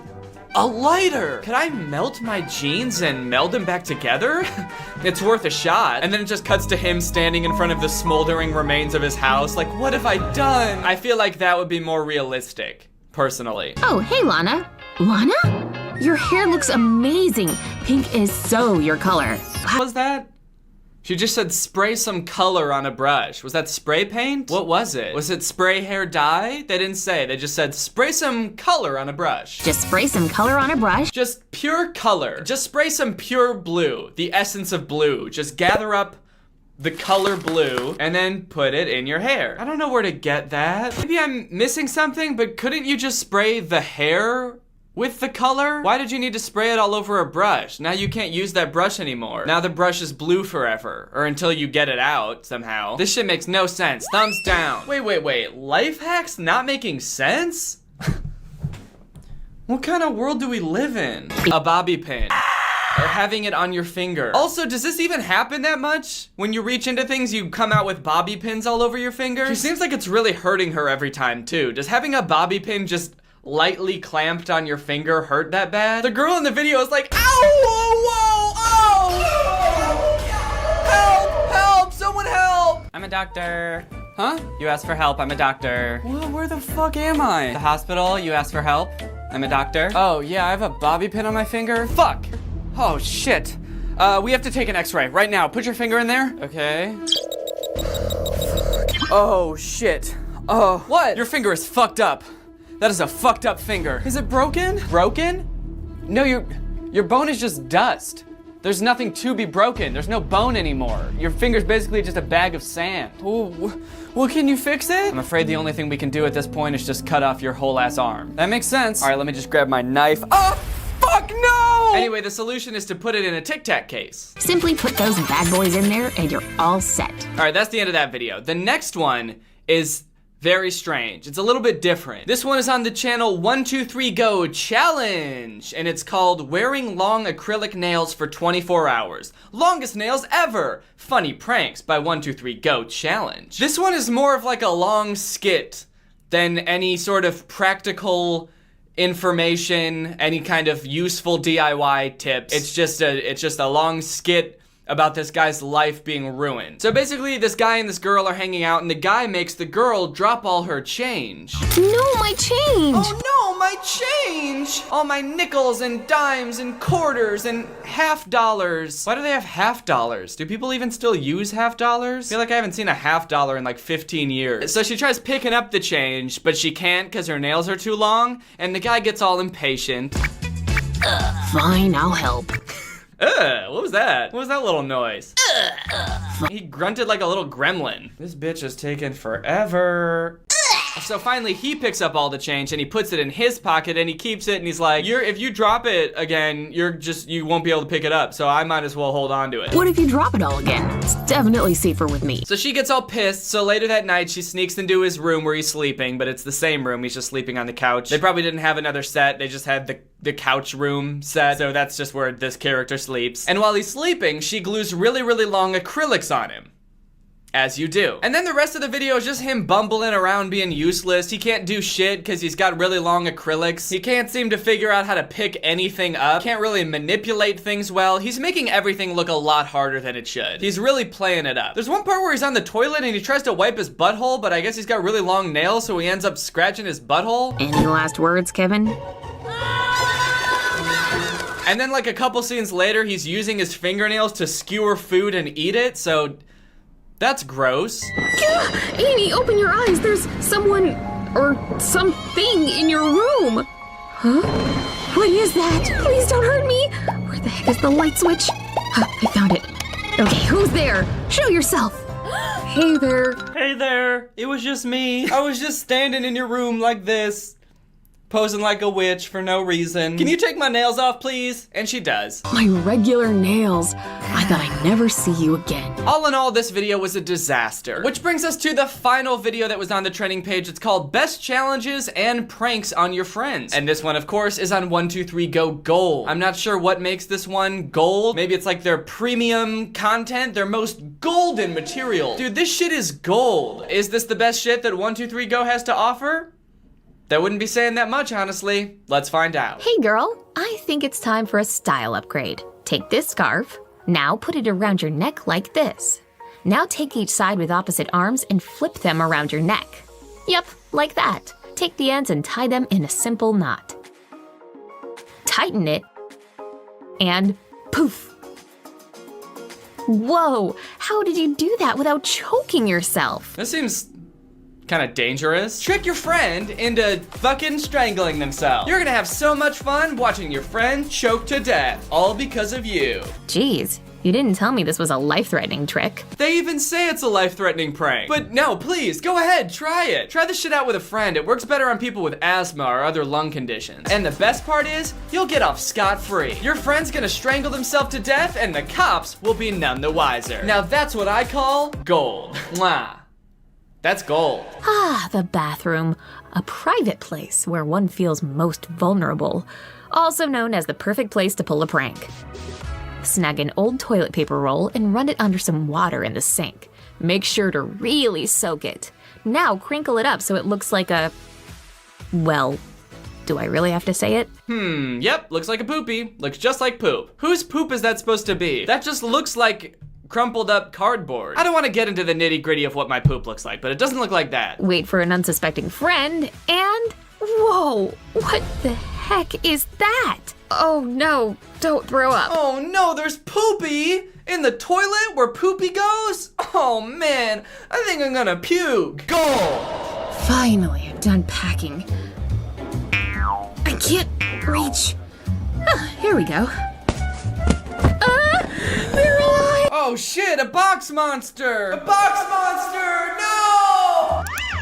Emily, is that you? Oh, never mind, it's just a witch. Okay, this is actually kind of a good prank. It would scare someone, but I do feel like it requires a lot of planning. And also, who has like a box room in their house. Is this supposed to be a prank you can do on a friend? Or is this like for coworkers? Because I could see you having like a storage room at work that's full of boxes, but then you're like ruining a bunch of shit at your job. You're like cutting open boxes that they can't use now. Or is this supposed to be at someone's house? Like, what room could you do this in? I've never been to a friend's house that just had a room full of boxes. Okay, so let's assume that this is supposed to be like at your job. You have a storage room full of boxes. You bring your own boxes from home. You cut them up. You're standing there. And then you just have to wait for like hours until someone comes back into the storage room. And also, you're not doing your job. You're not at your job because you're hiding in the storage room. Your boss is all pissed because he can't find you, and then finally he comes back into the storage room and you scare him and he pees his pants, and then you take off the thing and he's like, that was you? Why aren't you doing your fucking job? And then he fires you and you can't pay rent and you become homeless, and that's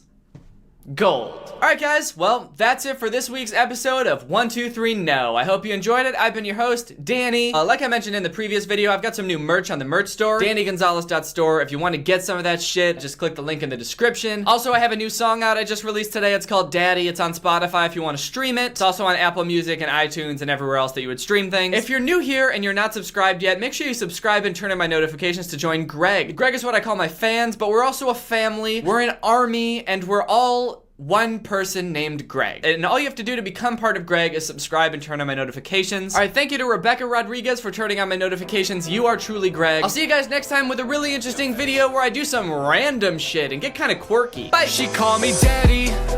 Yeah, I ain't got no kids, but the way she talking to me, you would probably think I did. She called me daddy. Yeah, I ain't got no kids, but the way she talk to me, you think I'm her guardian. She called me daddy.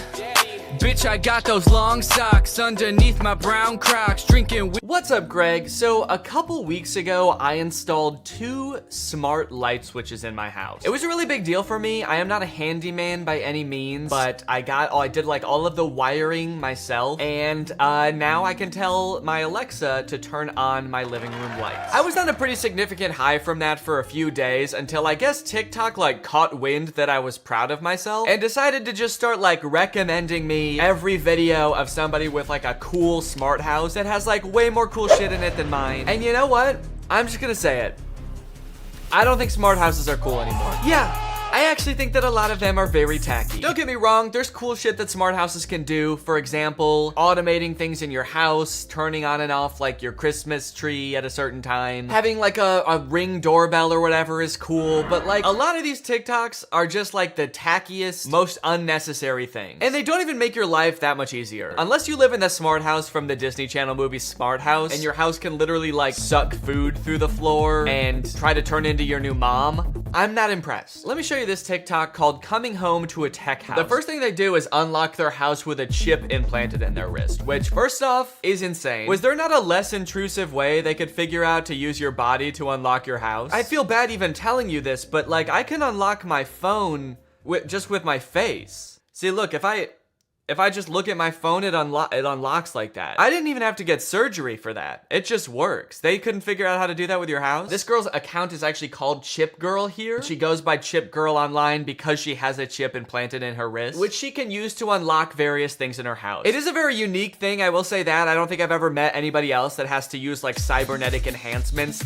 to get like grab a quick towel out of the cabinet. But I don't really understand the desire to like craft your entire online identity around how you unlock things. First Colin's key and now this. What's going on here? The Kool-Aid Man's gonna make a TikTok account and call himself Bust Through the Wall Guy. So she plays some classical music on the piano. She makes some toast in her smart toaster. I'm not exactly sure what is so great about this toaster. Kind of just seems like a regular toaster to me. You push a button and it heats up bread. It has options for like other things you can heat up, but like functionally, is this not still the same as a regular toaster? I kind of feel like if she clicks bread, the toaster will be like, all right, we're gonna heat up the bread. And if she clicks Pop-Tart, it'll be like, okay, we're gonna heat up the Pop-Tart. So overall, pretty underwhelming tech house, I gotta say. Like, can this girl even turn on the lights with Alexa? I don't know. In one room of her house? Because I would be impressed about that, if she did that herself, especially. And I feel like we started off really crazy with the chip implanted in her wrist, and then as it went on, it was kind of just like, and I can like uncork a wine bottle without twisting. And I have an automatic soap dispenser. And it's like, yeah, so does like a Wendy's bathroom. It's not that cool. cool. With things like the soap dispenser also, unless that's like plugged into the power of the house, I find that the hassle of like having to replace the batteries for that once a month outweighs not having to go like this to get your soap. Other people, I guess, must have been way more wowed by this person's house. One of the top comments on this video is it's giving me Black Mirror vibes. Yeah, I'm sorry, but no. No, this is not Black Mirror vibes at all. The chip in the wrist thing is weird, but it's not that crazy. And the rest of the TikTok was like so just kind of like weird and tacky. It's like, I don't understand how you make the connection of like, oh no, our piano can play itself? What is society coming to, man? Next thing you know, the prime minister's gonna be fucking a pig on TV. Chip Girl also will occasionally shed light on some of the problems with living in a tech house, of which I assume there are many. When you live in a super techie house and the oven breaks and you have to use a flashlight to see the screen. I do not have time for this.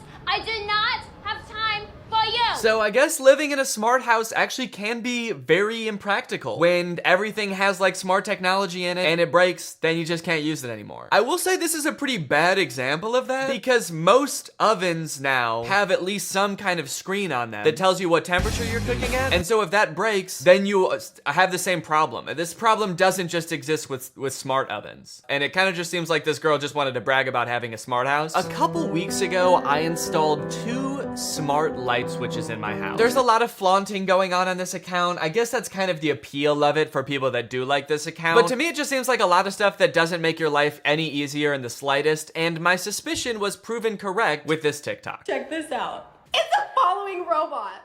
All right, little robot, let's go. Look at the storage space. I don't know what we're gonna put in here, but this is gonna be awesome. Why did you buy it then? I feel like as a society, we always kind of feel like we're like moving towards some sort of ideal version of the future where like everything in our home is automated. And to an extent, I think that that's cool. You know, if it makes your life easier, that's great. And sometimes I feel like we sort of forget how far we've really come. You know, if you have like an Alexa in your house, that's like having a personal assistant that can just tell you shit all the time and also try to sell you things. I don't know if anybody else has an Alexa out there. Is it always trying to sell you shit? I'll ask her like, what's the weather? And she'll be like, 60 degrees. By the way, do you want to buy some crack? Anyway, to get an idea of just how far we've come, I found this video called Futuristic Smart Home 1989. So this is a video of what the people of the late 80s thought that our homes would be like in the future. Well, this is a concept of the TV of the future.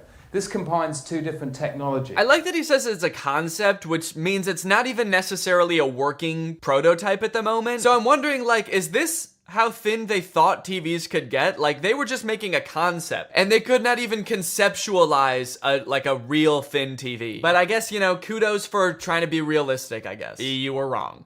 And you are dumb. People of the past, you were so stupid. It would fit against the wall and was very maneuverable, but you can always position it away very discreetly. Very discreetly. No one would ever even know there's a TV there. Now, Mark, with all these systems, how do we control them? Do we have a lot of these little infrared controllers like we currently do with our VCRs and so on? Now, I know that I'm biased because, like, this video is all about the future and I live in the future for these people. But it's very hard every time this dude in the pink shirt says something not to be like, no, you idiot! Are we gonna control every device in the future with an infrared controller? Yeah, we're just gonna have 9,000 infrared controllers. You know how people have like key rings with hundreds of keys? Those are all gonna be like TV remote sized controllers. Shit, there's one specific controller that I use to turn the couch blue. There we go. Man, the future really is more convenient. But I will try to have some empathy because I do live in the future and they live in the 80s, which sucked. Let me introduce you to Dennis Arsenault, who can talk to you a little bit more about the systems within the house. Hi, Dennis. Nice to meet you, Steve. I bet this guy in the pink shirt's gonna be like, oh, does Dennis come with every house in the future? No! Dennis, can you demonstrate some of the systems within the house? Sure. Voice command. Good morning. Who is she? That's the voice of our computer. Oh my god, they're immediately turned on by the computer voice. Who is she? One guy is immediately like, who is she? And the other 2 are like smiling and nodding, like, yup, we made a hot computer. That's the voice of our computer. She's tied in through the house and she recognizes only the voices of the homeowners. The computer comes on, this guy immediately gets nervous. She's tied in through the house and I built her from the ground up and through the house and she's the love of my life. So only your voice. That's correct. Yep, she's mine, so back off. It's not even like a seductive sounding woman's voice. It sounds like a GPS. The computer's like, hello. And these men are about to abandon their families. What else does she do? Evening party. That's incredible. She's dimmed the lights. She's Got music coming through these loudspeakers. Amazing. What else? So he keeps asking, what else does she do? Like he's expecting something. Like he's really hoping that something's gonna happen. And what else does she do? I mean, come on. When is she gonna come out here so we can have a little fun? No, I don't think you understand. She's not a person. She's a robot. Where is this chick, dude? Where's she hiding? I can hear you. Privacy mode. That's amazing. She's closed these blinds here. Well, what else does she do? What else? What else? Come on, man. I don't got all day. Activate sex mode. Security report.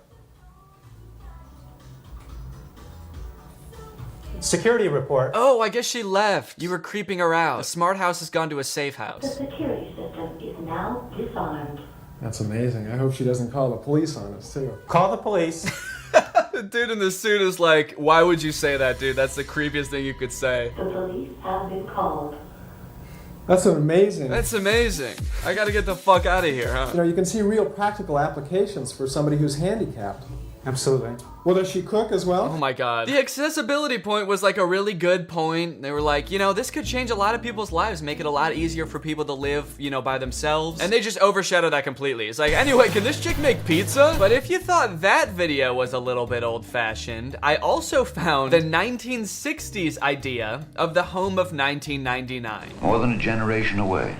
And yet dreams travel faster than light. First off, that is an insanely cool car. I don't care what is in the rest of the video. I'm disappointed that this vision of the future doesn't exist for the sole reason that I will never drive this car. This car has 6 wheels. And look how thick this door is too. Holy cow. I also like that it's just like the rest of the world is this barren wasteland and then there's this sick ass car. In the future, there will be no more buildings or people. There will only be sick ass futuristic cars. Scientists and planners are shaping the lives of our children who will live in the 21st century. How will they live?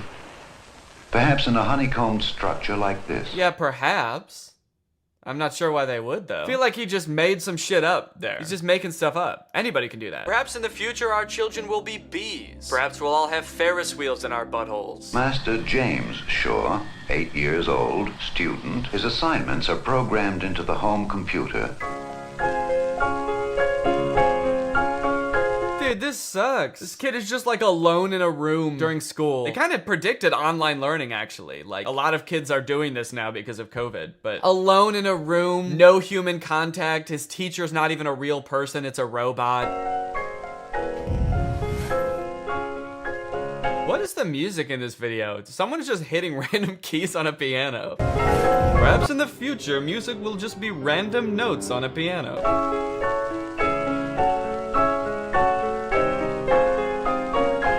Damn, dude, this poor kid. The teaching technology of the future will be extremely advanced, but still no use for Jimmy's tiny broken brain. Hey, Mom, I'm hungry. Their TV screens are thinner than the one in the video from the 80s. I'm starting to think that they actually had a better idea of the future, dude. They predicted online learning already, flat screen TVs, actual flat screen TVs, and they had a cool ass car, which doesn't exist in real life today, but I wish it did. So they get points for that too. Yeah, me too. How about lunch?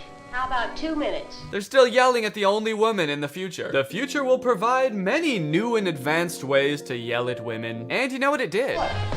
3, 2, 1. In the future, no one will have manners. When your wife has promised that dinner will be ready in 2 minutes, you show up counting down to keep her on her toes. 6, 5, 4, 3, 2, 1. Divorce. Divorce. You were late. Divorce. Fingertip shopping will be one of the many homemakers' conveniences. This video console will be channeled into the store of her choice. Dude, they predicted online shopping too. This is pretty impressive, actually. The 1989 house didn't even mention home computers. And they already had them. Now, real quick, let's pop back to the smart homes of today. And then after that, I want to talk about what our predictions of the smart home of the future will be. We've got a lot of the stuff that they mentioned in the prior video, so I feel like we're doing pretty good. But honestly, I feel like we go a little bit overboard sometimes. We like automate things that don't need to be automated. We put smart things like tablets and things that don't need tablets. There's those like Samsung smart fridges that are the bane of my existence. You don't need an Android tablet in your fridge, man. You don't need it. Have you ever noticed notice that like your phone becomes obsolete in 3 years because when they release a new version of it, they're like, okay, and your phone doesn't work anymore? You want them to do that to your fridge? I will never buy a smart fridge. Fuck smart fridges. On top of Chip Girl on TikTok, there's also all of these accounts that keep trying to advertise products to me. There's like a bunch of accounts like this account, My Korean Home, that have like these like smart house products, and all of their accounts have links in their bios to the stores where you can buy all the shit that they talk about in their videos. Watch what life looks like when you live in a smart home.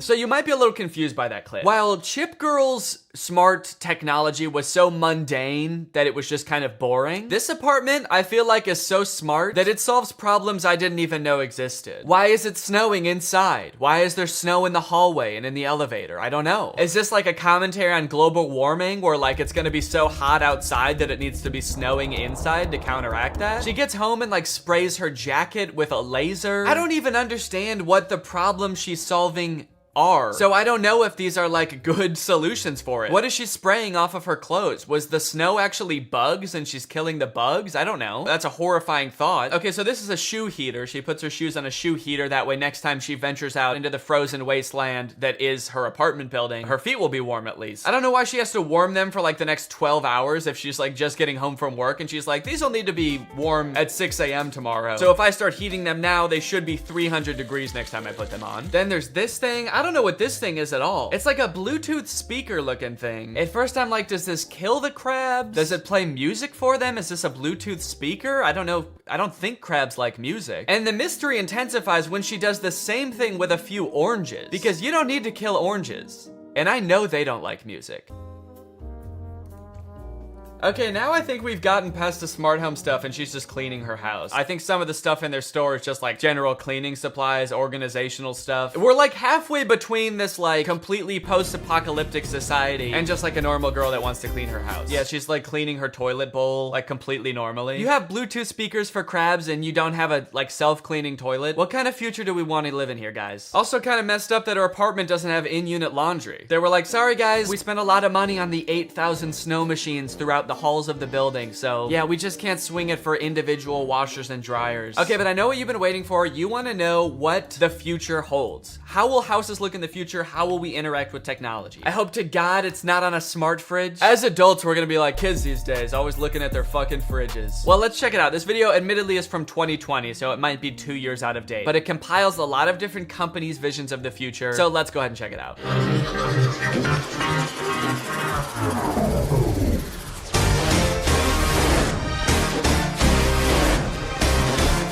Holy shit, this video is loud. I love how matter-of-fact the captions are. You know, the video from the 1960s were like, perhaps children will live in beehives. This video was like, you will have a smart mirror. The smart mirror will make suggestions for you. You will obey the mirror of the future. We will have smart mirrors and smart fridges, and they will rule together with an iron fist.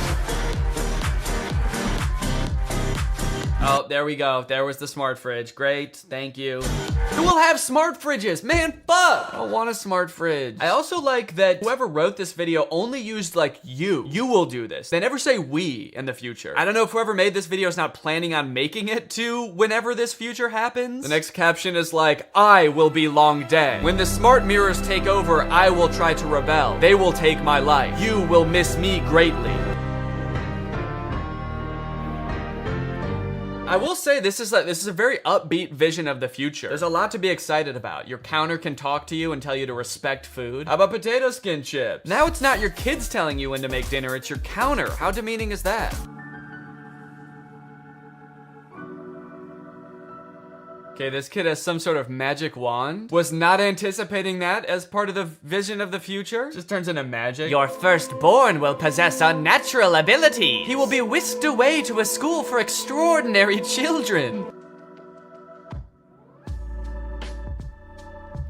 They didn't put a caption on that. The table and chairs inching towards you. You will have table and chairs that follow you around and demand that you sit. You're like cowering in the corner of your room as all of your furniture closes in on you. Sit. It's time to sit now. It's time for you to sit now. All right, well, I don't know about you guys, but I think the future is looking pretty bright, and I can't wait for a lot of this technology to become real, except for smart fridges. Fuck smart fridges. And now it's time to talk about our sponsor. Knock, knock. What's on the smart fridge? It's HelloFresh! Today's video is sponsored by HelloFresh! Guys, the summer's almost here. We're starting to make plans. It's getting warm out. We're getting ready to have some summer fun, which means one thing, we can't be getting held up having to go to the grocery store every other day to buy fresh produce to make fresh meals. And HelloFresh is the perfect solution to that. We love cooking HelloFresh. The other day, we had these delicious meatloaves that we made from scratch. It was really cool. I've never made meatloaf before, which highlights one of my favorite things about HelloFresh, which is that it like breaks you out of your comfort zone and gets you to try things you wouldn't ordinarily try. Their menu's super varied. They like to keep you on your toes over at HelloFresh and always have you trying something new, if you want to. With spring seasonal menu options like sweet heat shrimp tempura bowls, garden spinach ricotta ravioli, and one-pot creamy lemon dill chicken soup, all of which sound just fabulous. And on top of that, HelloFresh is the world's first carbon neutral meal kit. They really care about the environment and almost all of their packaging is recyclable. So if all that sounds good to you, then head on over to HelloFresh.com, use my code TrulyGreg16 to get up to 16 free meals and 3 surprise gifts. That's HelloFresh.com, promo code TrulyGreg16 for up to 16 free meals and 3 surprise gifts. Thank you to HelloFresh for sponsoring this video, and thank you to you guys for checking out HelloFresh. All right, thank you guys for watching this video. If you're new here and you're not subscribed yet, make sure you subscribe and turn on my notifications to join Greg. Greg is what I call my fans here on YouTube. We are a family, we are an army, and most importantly, we are an army. And all you have to do is subscribe and turn on my notifications to join, and then you can be a guy named Greg. All right, bye. What's up, Greg? I hope you're having a great day. Welcome back to another episode of Checking In on Troom Troom. For those of you who don't know, I have a U2s now. He's a little vinyl figurine that looks just like me. I've been working on this for months, designing this with U2s. Here he is. Sweet as can be. I wanted this U2s to be sort of an homage to some of my most popular videos, those being the Trying Troom Troom videos. So you'll notice he's got the little chocolate milk tie, the hot glue gun, and of course a Greg t-shirt. So if this is something that interests you, head on over to U2s.com. It is live right now. It helps support me, and in honor of releasing this U2s, I wanted to do a video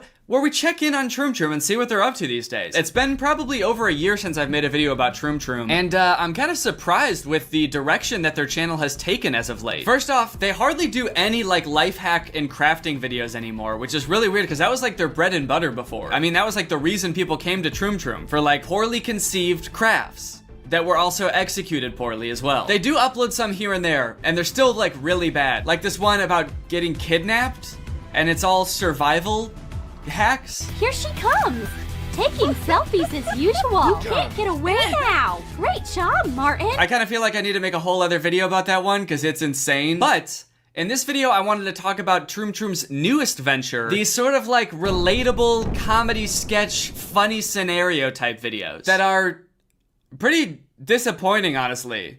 Honestly, kind of mean. So here's the type of video I'm talking about. It's called Rich Bride versus Broke Bride. They've got a bunch of videos like this. Rich blank versus broke blank, where they sort of like compare the lifestyle of one person who is rich and another person who is very much not rich. It's sort of like a goofy comparison, and it's sort of meant to be poking fun at both of them. But the thing is, they're like kind of trying to be poking fun at both the rich person and the broke person. But like the only thing they have to make fun of the rich person for in most of these scenarios is that like, wow, they have so much money that they can do anything they want and their life is actually pretty sick. But the broke person though? Oh shit, dude, their life sucks, man. Broke bride has bubble wrap, wedding dress, and they can't hire a photographer, and everything's going wrong, and it's funny because they're poor. So the first scenario is the proposal. It shows the difference between a rich bride's proposal and a broke bride's proposal. The rich boyfriend comes down from a helicopter in the sky. He gets down on one knee, says, "Will you marry me?" Will you marry me? Rich girlfriend says, "Yes." Yeah. Or sorry, yeah. Yeah. I feel like yeah is maybe a little bit too casual for the situation. And I promise to be there for you, forever and always. Will you marry me? Yeah. Instead of coming down in a helicopter, the broke boyfriend just comes down in a regular ladder, just from like the top of a wall or something. I like that they made it so that he still had to come from the sky. They didn't have him just like walk up or something, which would be normal. Or what? Actually, I guess it doesn't really make sense that they're like walking up and immediately proposing anyway. Do they know these people know each other? It's kind of weird in general that they just walk up and the first thing they say is, "Will you marry me?" But I just think it's funny that they made him come from the sky also, just in his own like broke way. Like it's a well-known fact that like if you're gonna propose to a girl, you have to come from the sky. You need the higher ground. It's like a fight. It's a tactical advantage and a power move. You need the higher ground and the element of surprise. Will you marry me? That's how I proposed to Laura. So broke boyfriend gives broke girlfriend, now broke fiance, actually, the ring. I don't know what that thing is. Is it a toy? Is it like a fidget thing? It kind of looks like a toy for a toddler. Is this a baby? Even if you were kind of strapped for cash and you couldn't afford a diamond, why put a baby toy on the ring? Oh wait, I guess I misread the title. This says Rich Bride versus Broke Baby. Oh, sorry, they're not even gonna get married. That's just a straight up baby. Rich Bride gets a beautiful wedding, and Broke Baby gets a nap. She's very tired from being so young and so broke. Here comes the bride. Adele, Anthony, exchange your rings and vows. Now it's time for the ceremonies. The rich ceremony is of course beautiful. It's a very nice looking wedding. Maybe a little bit tacky. The bride does have a bouquet made out of $100 bills. But overall, the message from the rich wedding is just like, dang, they're having a great time. And this day is gonna be one that they remember positively for a long time. Also, I love the officiant's hair. He looks like a Jedi apprentice. You may kiss the bride. Oh. Oh, what a sweet ceremony. Definitely don't react like that when the bride and groom kiss for the first time. Oh. He says oh like he's surprised, but then as if he's aroused. Almost as if to say like, oh shit, I've never been to a wedding before. I didn't know they were gonna kiss. Keep going. Oh babe, this day is so romantic. I love you so much. Me too, sweetie. We're gonna remember this day for the rest of Oh my god. Babe, I think your best man is jerking off. Oh, whoa, what the fuck? Good afternoon, father. Whoops, you're not ready yet. The broke couple could not afford the same venue as the rich couple, obviously, so they decided to have their wedding at a clothing store. They go to get the priest in one of the fitting rooms and he's naked. Whoops. It is the same priest as the rich wedding, though, so I guess money can't buy you a better priest. But it can make him not naked. Whoa, a stress reliever. Damn, yup. I could have told you that was gonna happen. That's just one of the pitfalls of having a wedding at a clothing store. There's always gonna be some guy in a jumpsuit and sunglasses that wants to pop your bubble wrap dress. There's always that guy. Every fucking time. Rich couple is having their wedding photographed by a drone. Hi. Broke couple could not afford a photographer, so they bribed the security guard at the clothing store to give them the footage from the security cameras in the store. Good afternoon. Guard, wake up. Hey, wait a minute. I feel like I've seen that guy somewhere before, but I can't place it. Oh well. He's pretty vague looking. I'm probably thinking of someone else. Thanks. You are the best cameraman. This video just continues on like this. It's just scene after scene of the rich couple having the time of their lives. They hire like a famous musician to come perform at their wedding. Literally nothing goes wrong for the rich couple. There's not even like a lesson, like maybe the rich people are spending so much time trying to make this day perfect that they lost track of what the day's really about. It's about, you know, two people in love. They don't even do that. They're just like, this day was fucking sick for the rich people, dude. And then it keeps cutting back to the broke couple, and they're literally eating paper at the reception. Who is writing these? Is it a rich person? Is it an insanely rich person? Probably. Just like, how out of touch do you have to be to write this? Rich person wedding. What would that entail? Everything is normal and great. Being rich is normal, nothing to make fun of at all about these rich people. Okay, now broke wedding. Oh, what do they do at a broke wedding? Damn, that's crazy. I'm just now realizing I've never been to a wedding that wasn't for a rich person. What do they do there? I guess at rich weddings, they eat food. So at broke weddings, they probably eat garbage? Sure, yeah, they're eating trash. Just scraps of paper. They're eating garbage, and the bride has a dress made out of garbage. When it comes time for them to pay the tab at the wedding, all the groom has is garbage to pay with. All right, the script is done. Now it just needs a title. Rich bride versus garbage bride. Perfect. There's one point in the video where it actually seems like they're gonna like razz the rich couple a little bit. They're gonna be like, haha, they got their comeuppance. Look at them. Now we get to laugh at the rich people. Here's your reception invoice. The waiter comes up during the reception to hand them the bill for the wedding, which is not how weddings work at all. Obviously, you don't pay for it like a regular restaurant check. And for a second, it looks like maybe they spent too much money on the wedding, and it looks like they're not gonna be able to afford it. That's a big problem for people with new money. They don't know how to manage their money. Take my $1 million bouquet.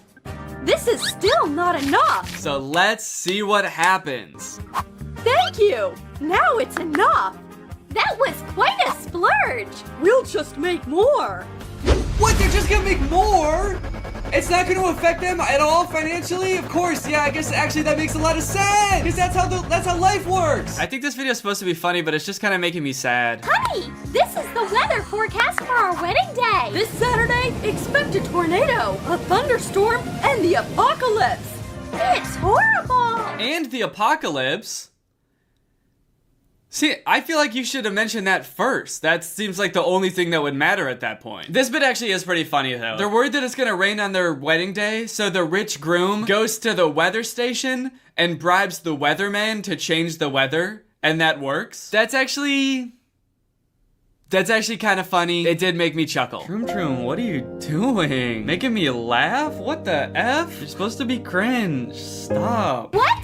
Will it be raining on our wedding day? Oh, great rain spirit! Phew! That's better. I gotta say, there was not too much that was redeeming about that video, was there? Okay, next video. Rich pregnant versus poor pregnant. Okay, what's going on here? What is this supposed to be depicting? Why would they have a clothespin and a diamond plugging up their belly button? It looks like the clothespin is almost holding her belly shut. Do they think the belly button is gonna open up? Do they think that's where babies come from? In 9 months, the rich mom's doctor is gonna pull the diamond out of her belly button, and a very rich baby will emerge. Doctor, there's a problem. My baby is bored all alone in my tummy. A mother's intuition never fails. You'll think of something, right, doctor? For such a generous fee, you can work magic. Let's see if that helped. Yes! Wow. Now the little girl has a brother. You're amazing! Yo! What? No! If your wife comes home from an ultrasound appointment and tells you that the doctor put another baby in her, that is not a good thing. That obviously would be bad. It's urgent. I need to pick out a stroller. You need to see our special section. What do you think of this one? Wow, that's much better. Troom uses these like weird voice sound effects that are very clearly just like stock sounds of people going like, oh yeah, or this one like, wow! Wow! Yes! Now they've used that one twice now, and I can't help but feel like it sounds like Mario. Congratulations, ma'am. You're having a boy. So then the poor pregnant woman just starts stealing stuff. She steals a cart from a guy living on the street to use as a stroller. She steals from the grocery store. Dude, this is so weird. Why? And then they put the same joke in here that was in the last video where the poor mom wants pregnancy photos, so she goes to a store and tries to use the security cameras to get pregnancy photos. They can't even think of original ways to make fun of the people in these videos. All right, these videos are so bad. I'm gonna be done watching them now. I'm just kind of worried about whatever. These videos are obviously for kids. I'm kind of worried about the kids that watch these videos. But you know what? Maybe they took something away from it that I didn't get. You know, maybe there's some kind of lesson in here, you know? No matter if you're rich or poor, you know, the amount of money doesn't make you a good mom. And being broke doesn't make your kid any less special. And we should appreciate broke moms just as much, if not more, as rich moms, because they have a lot more to go through to give their child a good life. Who did you like better? Poor Lana or rich Liana? Tell us in the comments. Liana. Rich one is the best. I love the rich. Rich Miana. Rich Rihanna. Danny Gonzalez really needs to see this OMG. Huh. Alright, well, I think that's the end of this video, which means now it's time for a special sponsored segment. Just in case you haven't heard, Laura and I recently adopted a puppy. Just days ago, actually. This is her. Her name is Sunday. She is the sweetest baby. She has floppy ears and the sweetest face known to man. And since she's a little baby puppy, just 12 weeks old, we're obviously trying to spend as much time at home as possible. That means both of us working from home as much as we can, not going out for lunch every day, not going out for dinner every day. And boy, oh boy, has HelloFresh made that so much easier. We don't have to go to the grocery store as much anymore because every meal comes with all of the ingredients you need. We don't even have to spend as much time prepping each meal in order to start cooking because all of the ingredients are pre-measured. They take all the prepping and planning out of cooking, which means you can get dinner on the table in as quick as 30 minutes, even 20 sometimes with some of their quick and easy options. If we wanted to skip a week, add more meals, you can easily do that. We also love that it's a more sustainable option than grocery store-bought meals. That's because HelloFresh's carbon footprint is actually 25% lower than grocery store-bought meals. So in summary, HelloFresh is great because we get to spend more time at home staring at our sleeping puppy, we get to be a little bit more environmentally conscious, and we get absolutely delicious tasting meals. I swear HelloFresh does not miss. So if you want to sign up for HelloFresh, head on over to HelloFresh.com and use my code TrulyGreg14 to get 14 free meals plus free shipping. That's code TrulyGreg14 for 14 free meals plus free shipping. Thank you to HelloFresh for sponsoring this video, and you guys for checking out HelloFresh. All right, thank you guys for watching this video. If you enjoyed it and you're not subscribed yet, make sure you subscribe and turn on my notifications to join Greg. Greg is what I call all my subscribers, and we're actually the strongest army on YouTube, based on a series of objective metrics that only I know. And all you have to do to join Greg is just subscribe and turn on my notifications, and I'll see you guys next time. Bye. This video is over now. Go find something else to watch, or just watch this video. I know we had a lot of fun, but you can't stay on this end screen forever. No. This video is over now, So why are you still watching this?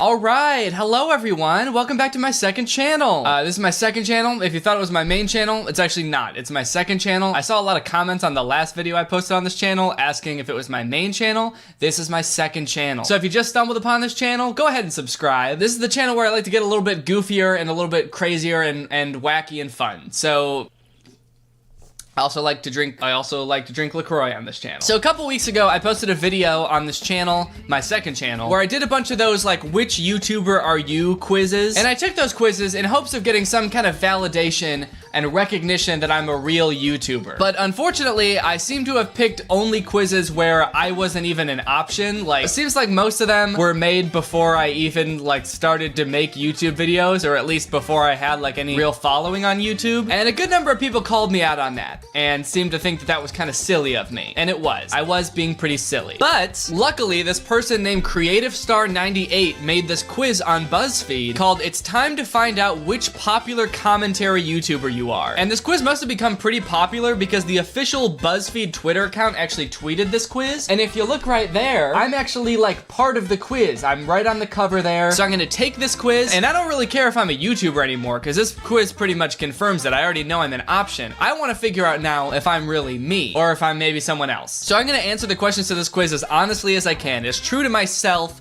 as I can possibly be, and we'll see how I do. I'm kind of excited. This quiz was made for me, baby. The little tagline under the title here does say you are now entering Curtistown, so I kind of feel like this person might be more of a Curtis fan than a me fan, but hopefully they still know enough about me to make this quiz correctly guess me. All right, first question. Your friend wears a whack pair of shoes. How do you respond? Is yelling "what are those" an option? What are those? No, it's not an option. Shit. Don't say anything, politely suggest that they change, roast the hell out of them, don't mention it, but spend the rest of the day thinking about it. If my friend was wearing a whack pair of shoes, I definitely don't think I would ask them to change. Like, how whack would they have to be? Unless they said something really offensive on them, or like, had swastikas on them. I don't know if I'd ask someone to change because I didn't like their shoes. Oh, that's what you're wearing? Oh. Can you change? You're making me uncomfortable. I don't think I've ever asked one of my friends to change what they're wearing because it makes me uncomfortable. Roast the hell out of them? Maybe. It depends on the shoes and it depends how close I am with the friend, but most likely I would probably not mention it and spend the rest of the day thinking about it. That sweet, sweet taste of LaCroix. It's just like soda, but without the flavor. I'm trying to stop drinking soda, so I've been drinking LaCroix. It's okay. It's okay. How often do you create art/content of some kind? Not too often. I like to put my all into my projects. Once in a blue moon. Pretty regularly. Sometimes I even make extra content on a very specific schedule every week, every day, etc. I would say pretty regularly. Sometimes I even make extra content. In fact, that's kind of what I'm doing right now. I'm posting on my second channel. Guys, this is my second channel. This is where I like to get a little bit goofy. Just in case you were wondering, this isn't my main channel. So I'm gonna pick that one. Pick your least favorite internet trend. Country TikTok, YouTubers trying to become famous in Hollywood. That doesn't really bother me that much. That's fine. Weird children's content or FOMO posters? I wanna know what commentary YouTuber that is for. FOMO posters, like fear of missing out. I'm gonna say weird children's content because I've made quite a few videos about weird children's videos, so I feel like that most closely applies to me. What's your guilty pleasure? Trashy reality TV, watching so bad they're good movies, unironically making TikToks, binging cringy YouTube videos. There's a couple on here that I like. I really do like trashy reality TV. I watched The Bachelor, Bachelorette, Bachelor in Paradise. I just watched Love is Blind. Been watching a lot of Married at First Sight as well. So trashy reality TV is really up there. Watching so bad they're good movies. I do like doing that, but that's usually only for like when I'm going to make a video about it. I don't really do that in my free time that much. Unironically making TikToks, I sort of do that, but not very often. Yeah, I would say the thing I do most often is watch trashy reality TV, so I'm gonna say that. What's your relationship with social media? I post a lot of tweets that I delete later. I really only go online if I have a random funny post to make. I mostly post pictures of my significant other and my pet. I do a lot of stalking, but not a lot of posting. Out of these options, I would probably say I post a lot of tweets that I delete later. I do tend to do that. If you have my notifications on Twitter on, then you know. Sometimes I like to post things just for people who have my notifications on, so I tweet them and delete them really quickly. A lot of people don't understand what I'm doing, so they just think I delete a lot of tweets, but sometimes I like to just talk to the people who have my notifications on, so I do that. So I can understand how that could be me. Okay, I post a lot of tweets that I delete later. I'm gonna pick that. Of these places, which would you like to visit most? Okay, we got Canada, London, Greece, and Japan. Now, here's the thing. I can kind of tell who's who here. Japan is clearly me, because I just went to Japan last year. Canada, maybe Curtis, because he lives there. Greece, okay, I don't know who the other two are really, but I'm pretty sure Japan is supposed to be me. But here's the thing is I already went to Japan, and this question is asking which of these places I would like to visit most, and I've already been to Japan. In fact, I've been to Canada, London, and Japan. The only place on here I haven't been is Greece, so I'm gonna have to pick Greece. And I'm a little worried about what that's gonna do to the results of this quiz, but I'm not about to lie and say I wanna go to Japan again before I go to Greece for the first time. So I'm picking that. And then I gotta get another sip of this LaCroix. Your friend is having a rough day. How would you cheer them up? Okay, this is an interesting one. Have a sincere conversation about what's bugging them. Offer to take them out to do something fun. Invite them over to watch funny videos with me. Or make jokes and try to make them smile. Shit, man, I don't know. My friend is having a rough day. How would you cheer them up?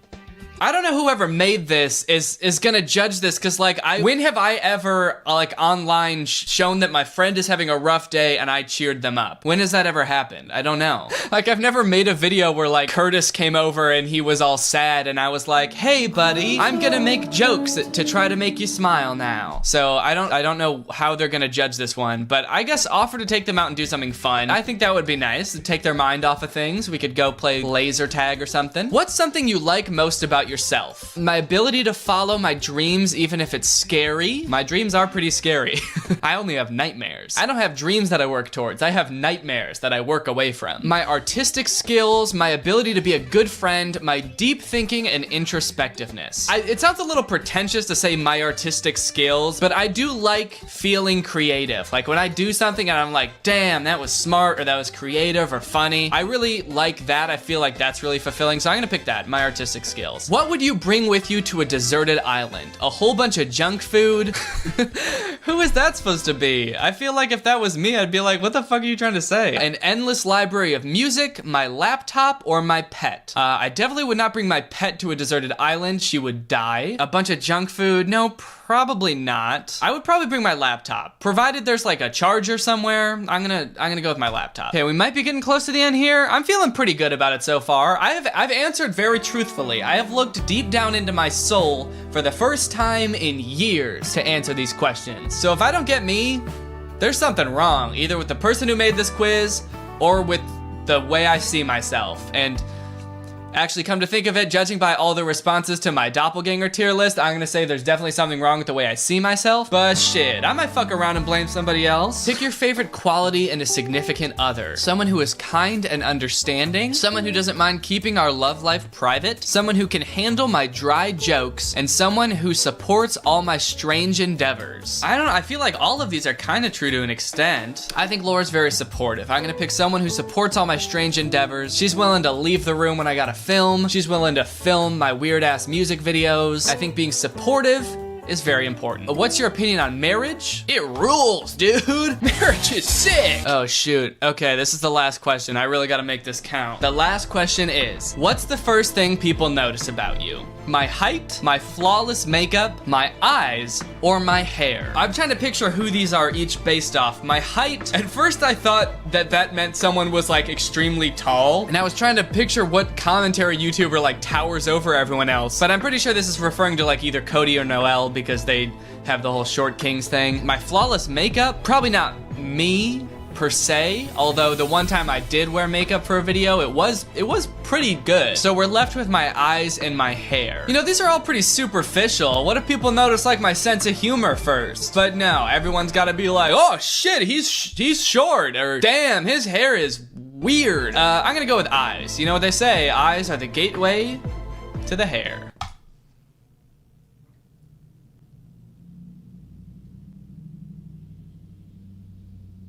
Man, what the fuck? Curtis? What answer? Okay.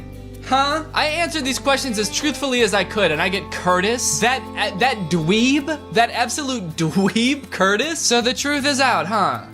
I'm really not me. I'm really Curtis. At the very least, I would expect to get Drew because there's all those jokes about how we're the same person, but no, I get Curtis, shirtless Curtis. This is not good news. Can I retake it? Okay, I'm gonna do the thing I did last time where I try to answer based off what I think the person thinks about me. I'm gonna do it really quick, lightning round. I'm gonna try to get me. Your friend does a whack pair of shoes, how do you respond? Politely suggest that they change. How often do you create art or content? I'm gonna say that pretty regularly. I still think that's true. What's your guilty pleasure? I guess watching So Bad They're Good movies, or maybe binging cringy YouTube videos. I'll say binging cringy YouTube videos, because I feel like maybe watching So Bad They're Good movies could also apply to Drew. I guess he watches cringy YouTube videos too, though. Shit, man, I don't know. What's your relationship with social media? I post a lot of tweets that I delete later. I still think that's true. I'm not even changing many of these answers. Okay, if you could go to one place, where would you go? Japan. I guess I'm going to Japan again. If your friend is having a rough day, how would you cheer them up? Invite them over to watch funny videos with me. Maybe that's like, because, you know, I sometimes do collabs with people, so it's like I'm inviting people over to watch fun videos with me, but it's not because they're upset. Yeah, the only times I ever collab with Drew or Curtis or anyone is because they're upset and they're sad and I need to cheer them up. What would you bring to a deserted island? An endless library of music. Okay, because I make music. Maybe the music thing has something to do with me. What's your opinion on marriage? It rules. What's the first thing people notice about you? Okay, so maybe my eyes wasn't right. Maybe I'll pick my hair. Okay. So, I'm not me, we've already established that, but do I at least know me well enough to be able to guess me in the quiz? Let's find out. I'm picking my hair. I'm going for it.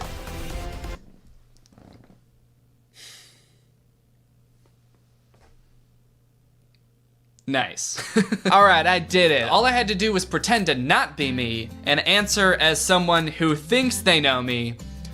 And then I did it. All right, well, I hope you enjoyed this video. Again, this is my second channel. This is where I like to get a little bit goofier and a little bit sillier, so make sure you subscribe. I'm gonna go finish my LaCroix. What's up, Greg, and welcome back to the Beef Zone, baby. This is where we talk about the internet's hottest drama going on right now. Today we're gonna be talking about Axel Weber. He's a TikTok star, and he's already started one of the year's most insane internet quarrels. I don't particularly talk about internet drama too much on my channel, but I had to do an installment of the Beef Zone just this once because this is a pretty unique case. I don't think I've ever seen anybody start an internet beef quite like this before, and that's because this dude, Axel, has started a feud with a college. This dude has started beef with a 4-year accredited institution. I've never seen that happen before. Other influencers are out here starting beefs with each other because of like messy breakups, problematic tweets. This dude's out here starting beef with institutions. That's crazy. I'm gonna start doing that. The DMV, you're done. You're canceled. I had to wait in line once 5 years ago when I got my license renewed.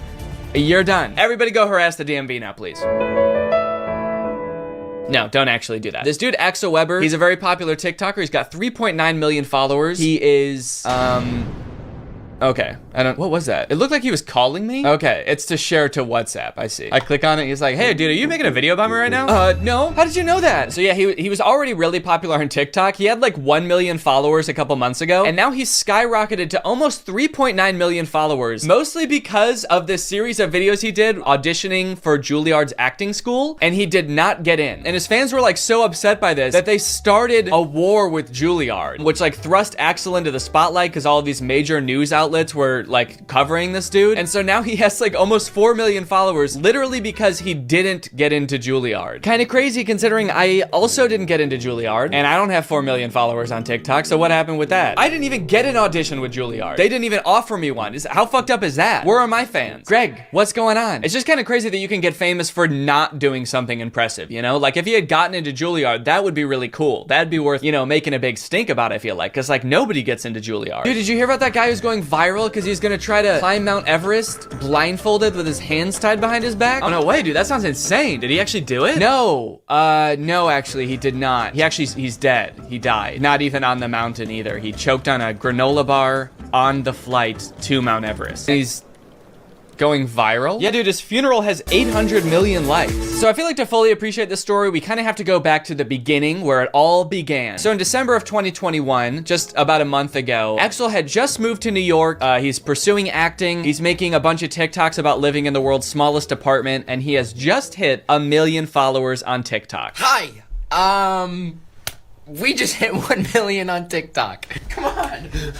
I can see why he had followers to begin with. He's like a charismatic guy. I'm sure people think he's handsome. He's got personality. He does his little dancey dance. Look at him go. But little did Axel know at the time that one Juilliard audition would change his life forever. And not because he did a good job, but because he did so bad that it changed his life forever. Dear Axel, on behalf of the Juilliard division, thank you for your interest in our program and for sharing your talent with the faculty during the initial audition. As you are already aware, due to our callback process, you are no longer under consideration for admission for fall 2022. It sounds like he already knew he wasn't getting in. It's kind of fucked up that they even sent him the letter. You already know this because we didn't give you a callback after your audition, but just so you know, you're still not accepted to Juilliard. You still did a really bad job. There's no chance of you getting in here. How many times do they have to tell him he didn't get into Juilliard? Damn. They just send him a letter every year. Dear Axel, as you may have guessed, as you are 2 years into going to a completely different school for a completely different degree, you did not get into Juilliard. Your audition was very bad, Axel. You ruined your chances of an acting career, Axel. Over the past 2 years, we have been telling every casting director and pretty much everyone who works in the industry how bad your audition was. We've had a lot of time to destroy your career, Axel, and we've done it. So it's a pretty sad video of him not getting into his dream school. I definitely feel for him, and a lot of other people did too. So basically what happened after that is a bunch of people started rallying to support him. You had like all of his own fans commenting, being like, fuck Juilliard, dude, you don't need Juilliard. Even some celebrities weighed in. Hello, Axel. Hi, Charlie. I replied to your video, but I figured I'd do a video message as well. Appreciate it.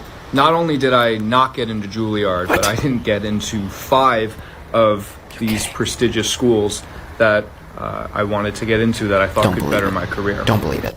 And while I do think school is great, and I did end up going to Berkeley, okay, a prestigious Berkeley conservatory for the arts is not going to be the thing that defines your career as an actor. Ooh. Honestly, I mean, it's a sweet sentiment, and I agree with the message. You know, not every famous actor went to a super prestigious school like Juilliard to learn how to act. You know, some just had rich parents, and so that's how they got into it. Lucky for him, I feel like he seems to like Charlie Puth. I feel like this video would not be nearly as impactful if it was like some guy that Axel does not care about. There's a video of Vanilla Ice being like, take it from me, Vanilla Ice. I didn't get into Juilliard either, but that didn't stop me from becoming the 20th most famous person for 1 month in 1995 and then slowly slipping into obscurity for the rest of my life. Axel's like, oh, thanks, dude. Does anyone else want to chime in? Did anyone else not get into Juilliard? Someone with like a lifelong body of work? Someone with a really impressive career? It wasn't just like celebrities reaching out to Axel either. There were like different organizations being like, hey, you don't need Juilliard, dude. Come work with us and we'll get you to where you want to be in your career. I didn't get into Juilliard. We know that. And I did get another letter to prove it. This is the 17th one they've sent me now. But I did get a modeling contract with one of the largest agencies in the world. So I am a little confused about how this happened or why Axel seems to be so like excited about it. It does seem to be like totally unrelated to what he said his dream was. I thought he wanted to be an actor and go to a prestigious acting school. Like, does he even want to be a model? I don't know if he's ever mentioned it before. I watched a few of his TikToks from like before that, and it seemed like he really wanted to be an actor. It's like a totally different industry. All right, guys, you know that my dream of becoming a professional actor didn't work out, but I am still gonna be working in the industry, it turns out. I got a job at a movie theater. I think I may be able to work my way up from there. I think you'll be seeing me on the big screen real soon. It's just weird to see him going from not getting into a school that he wasn't qualified for to getting a job that it seems like he is even less qualified for, because I assume he at least had some sort of like acting prowess or like did some sort of acting before he started applying to acting schools. But modeling, it's like he didn't even want to do that before. Not only did he get a modeling job out of getting rejected from Juilliard, he also got a New York Times article. We just made the New York Times. When Axel Weber was rejected from Juilliard, the internet stepped in. The article is basically covering how all of Axel's fans flooded the Juilliard Instagram account to like lambast them in the comments, which to be fair, Axel does say like don't do that. More than anything, we cannot bash Juilliard though. They're just doing their job. I don't want to lead you into thinking that Axel like actively encouraged this and like caused this to happen. Like he was like, fuck Juilliard. Everybody ripped them to shreds in the comments. But his videos did unintentionally have that consequence. And it's pretty crazy to read some of the comments that people have left on Juilliard's Instagram account. Let's take a look at some of them. Their most recent posts have like 0 comments, 1 comment, 6 comments. Let's go to around the time this Axel Weber drama was going on. 1,000 comments, 2,000 comments, 18,000 comments. 18,000? Dude, what were people saying? Let my boy Axel in. He deserves better. Let Axel in. Get my boy in. My dog died on campus and they tied me up and made me eat it.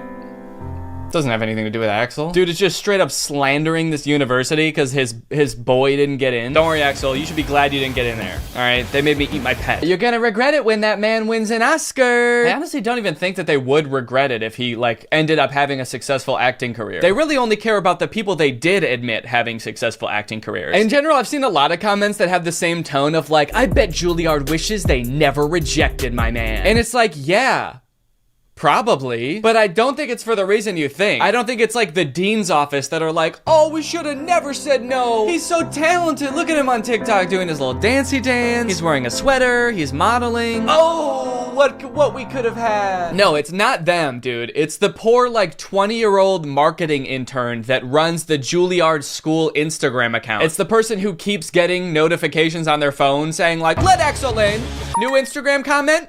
Let Axel in. They're the one that's probably like, Jesus Christ, couldn't they just fucking accept this kid? I really like this comment. Let him in, you dogs. L school. Juilliard does not care, all right? They do not care that they have 18,000 comments on one post. The headmaster of Juilliard, what is it? What is like the person who is in charge called? Is it the dean? The headmaster? The principal? I went to college. I don't know why the president. We had a president of our school. I don't think the president is reading these comments being like, L school. Oh, classes are canceled today. Go home. Everyone go home. It's also like, whoa, dude, don't start insulting the kid's dream school. You're not really rooting for him if you're like, oh, you wanted to go to that L school, Axel? That decrepit excuse for a school run by dogs? I definitely feel bad for whatever school he applies to next if he ever tries to apply for colleges again. When they get that application, they're just gonna like start sweating immediately. All right, who's next on the list of applicants? All right. No pressure, but if we don't let this kid in, we're gonna get doxxed and swatted. Right now, you're probably wondering, like, what were Axel's chances of getting into Juilliard? Like, was he a shoo-in and like a really good actor and had like an insane experience? What is this guy's qualifications? First off, let's look up how hard is it to get into Juilliard. Spelled Juilliard wrong, so I am definitely not going to get in. Admission to Juilliard is highly competitive with an overall acceptance rate between 5 and 8%. So it's an extremely difficult school to get into. Obviously, it's like insanely prestigious. But you know, maybe he killed his audition. Maybe he's a great actor. So let's see. He has a TikTok talking about how his audition went. So let's hear in his own words how he describes it. Here's how you absolutely botch a Juilliard audition. Remember I said the only thing I can't do is an accent? I did an accent. I couldn't help it. I just Oberon to make him smile. It just sounds better when he sounds like he came straight out of an HBO show. All right, I know it's not the point of the TikTok, but what does he mean I couldn't help it when he said he did the accent? Like, did you prepare your audition and not practice an accent at all? And then the second you get into your audition, you're like, hello, governor. Why am I talking like this? Oh, no. Did you really just decide to do an accent on the fly? Because, like, holy shit, what a bad idea. Of course you didn't get into Juilliard, dude. You went off book. You became a different nationality. Live. The guy gave me absolutely no reaction. He just stared right into my soul. I feel like that's kind of how auditions go, though. If you do a really great job, they're not supposed to be like, like right off the bat. I think they're supposed to play it cool because they can't like make you think you got the part just in case, you know, someone even better comes in and then they have to give it to that person. And what reaction was he expecting? Guys, I don't think my audition went very well. The admissions director didn't even come. He just said, thanks, that'll be all. You know what he should have done if he wanted to impress them? He should have came into the audition speaking in a British accent, and then when he was actually reading his monologue, switched to his regular American accent. They would have been blown away. I have an audition for Juilliard, January 9th. I have to learn some Shakespeare. Never even read Hamlet. I jest to Oberon and make him smile when I a fat and bean-fed horse beguile, neighing in likeness of a filly foal, and sometimes I lurk in a gossip's bowl. I don't understand what's happening. Not that I really think that this made a difference, but just a word of advice. If you're applying for a college, I wouldn't post on your like public social media something about like the application process or the audition process being like, I don't know what the fuck this means. This shit's dumb, dude. Shakespeare sounds like an idiot, man. It's also weird that like, after all of these videos of him being like, I don't know what the fuck Shakespeare is, and him being like, I randomly did an accent at the audition, that all of his fans still have his back. And they're still like, you deserve to get into Juilliard. Don't worry, we'll take it from here. We're gonna get you into Juilliard. We're gonna storm Juilliard for you, buddy, don't worry. Anything to get you in. All of this brings up a bigger topic of like, why are people so invested in this guy getting into Juilliard? This guy who like, has literally shown no prowess, no acting prowess whatsoever. He's been like, I botched my audition.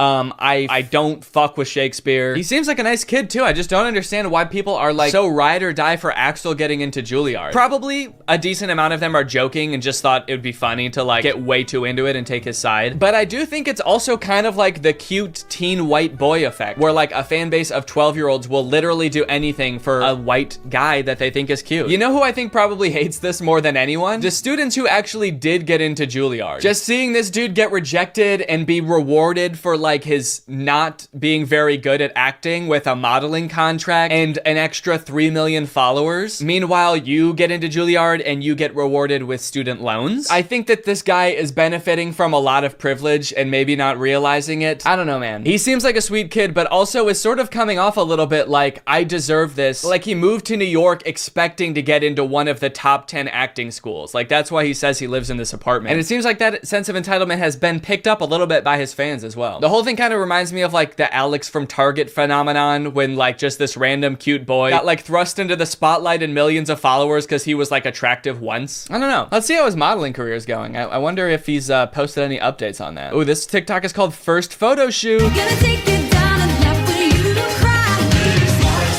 He's a natural. All right, well, that's pretty much the whole Axel Weber thing. It seems like he's doing good now. He's got his modeling career going, and I guess we'll be seeing him on the cover of Vogue pretty soon. Hopefully you guys enjoyed this video. If you do and you're new here, make sure you subscribe and turn on my notifications to join Greg. I'll see you guys next time.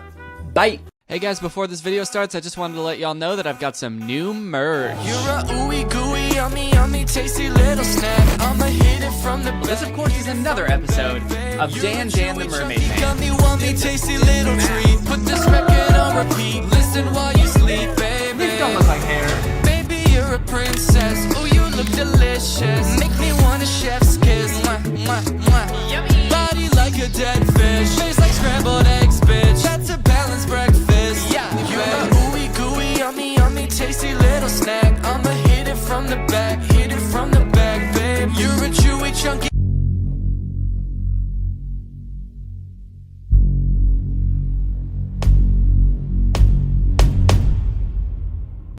What's up, Greg? I hope you're all having a great day. Welcome back to my channel. This, of course, is another episode of Paparazzi, or should I say, Daddy Razzi, because like Papa like daddy. I've recently stumbled upon a new type of content that I didn't know existed. It's YouTube paparazzi. I've seen channels like TMZ where they go up to famous people on the streets and ask them questions. They're always taking pictures from like miles away at these celebrities. And we are finally at the point where YouTubers and TikTok stars are getting much of the same treatment. There's this YouTube channel called The Hollywood Fix that does do like a lot of mainstream celebrity stuff too, but they also specialize in influencer paparazzi moments. And I don't know why, but like the concept of paparazzi has never really bothered me that much before, but maybe it's because I see myself in other like online creators more than I do mainstream celebrities. But this whole paparazzi thing is pretty weird. I don't really like it. I'm gonna take a stance on it right now. I think it's pretty creepy. Or at least this channel is. I'm not gonna make a blanket statement about every single paparazzi, even though I kind of suspect that they're all a little creepy, but this one especially definitely makes me uncomfortable. Let's check it out. Let's complain. So one of the first videos of theirs that I stumbled across that had influencers in it was a video of Charli D'Amelio and Lil Huddy. They're TikTok stars. Both children, or at least at the time. I think Lil Huddy is 18 now. He was 17 at the time. Charli D'Amelio was 15 at the time of filming this. And they've just gotten off a plane. I guess they're walking through the airport. And this dude from The Hollywood Fix, it's like the same guy in every video, comes up to him, cameras ablazing, to ask him some hard-hitting questions. Hey, what's up, Charlie? How's it going? Oh my God. Hey, you can tell right away that they're like really happy to see him. They've just gotten off like what was probably a 5-hour flight. I think they said they were coming back from Hawaii to LA, which I'm pretty sure is like 5 hours. And they're immediately greeted by the Hollywood Fix, who's here to ask them the most uncomfortable series of questions. Hey, what's up, Chase? How's it going? Is this like the hottest new couple? Ah, I see we've immediately jumped to the creepiest line of questioning possible for this grown-ass man to ask these two children. Hey, are you guys dating? You can tell me. You can trust me with your childhood love life. Does he not realize how weird this is? I feel like it's universally accepted that this would be a weird thing to do to two children. Like, imagine an adult doing this to anyone except Charli D'Amelio. Hey, so is this like the hottest new couple or what? What? Come on, are you guys an item or not? We want to know. Who's we? Also, we're 9. Me and all my friends, all my coworkers at my job, my adult job. Come on, we want to know. Fess up. Why do you have a camera? This is technically legal. That didn't answer my question. But it's official now. You guys are a couple. Not officially dating, but it's a thing at the moment. It's yeah. I mean, well, let me ask you this. What about you, Ivani? Are you working on any new projects right now? Okay, I get it. Well, then let me ask you this as a rebuttal. Are you working on any new projects? Let me ask you if you're working on any new projects. How was the flight? Flight was long. It's long. I bet, I know. I bet, I know.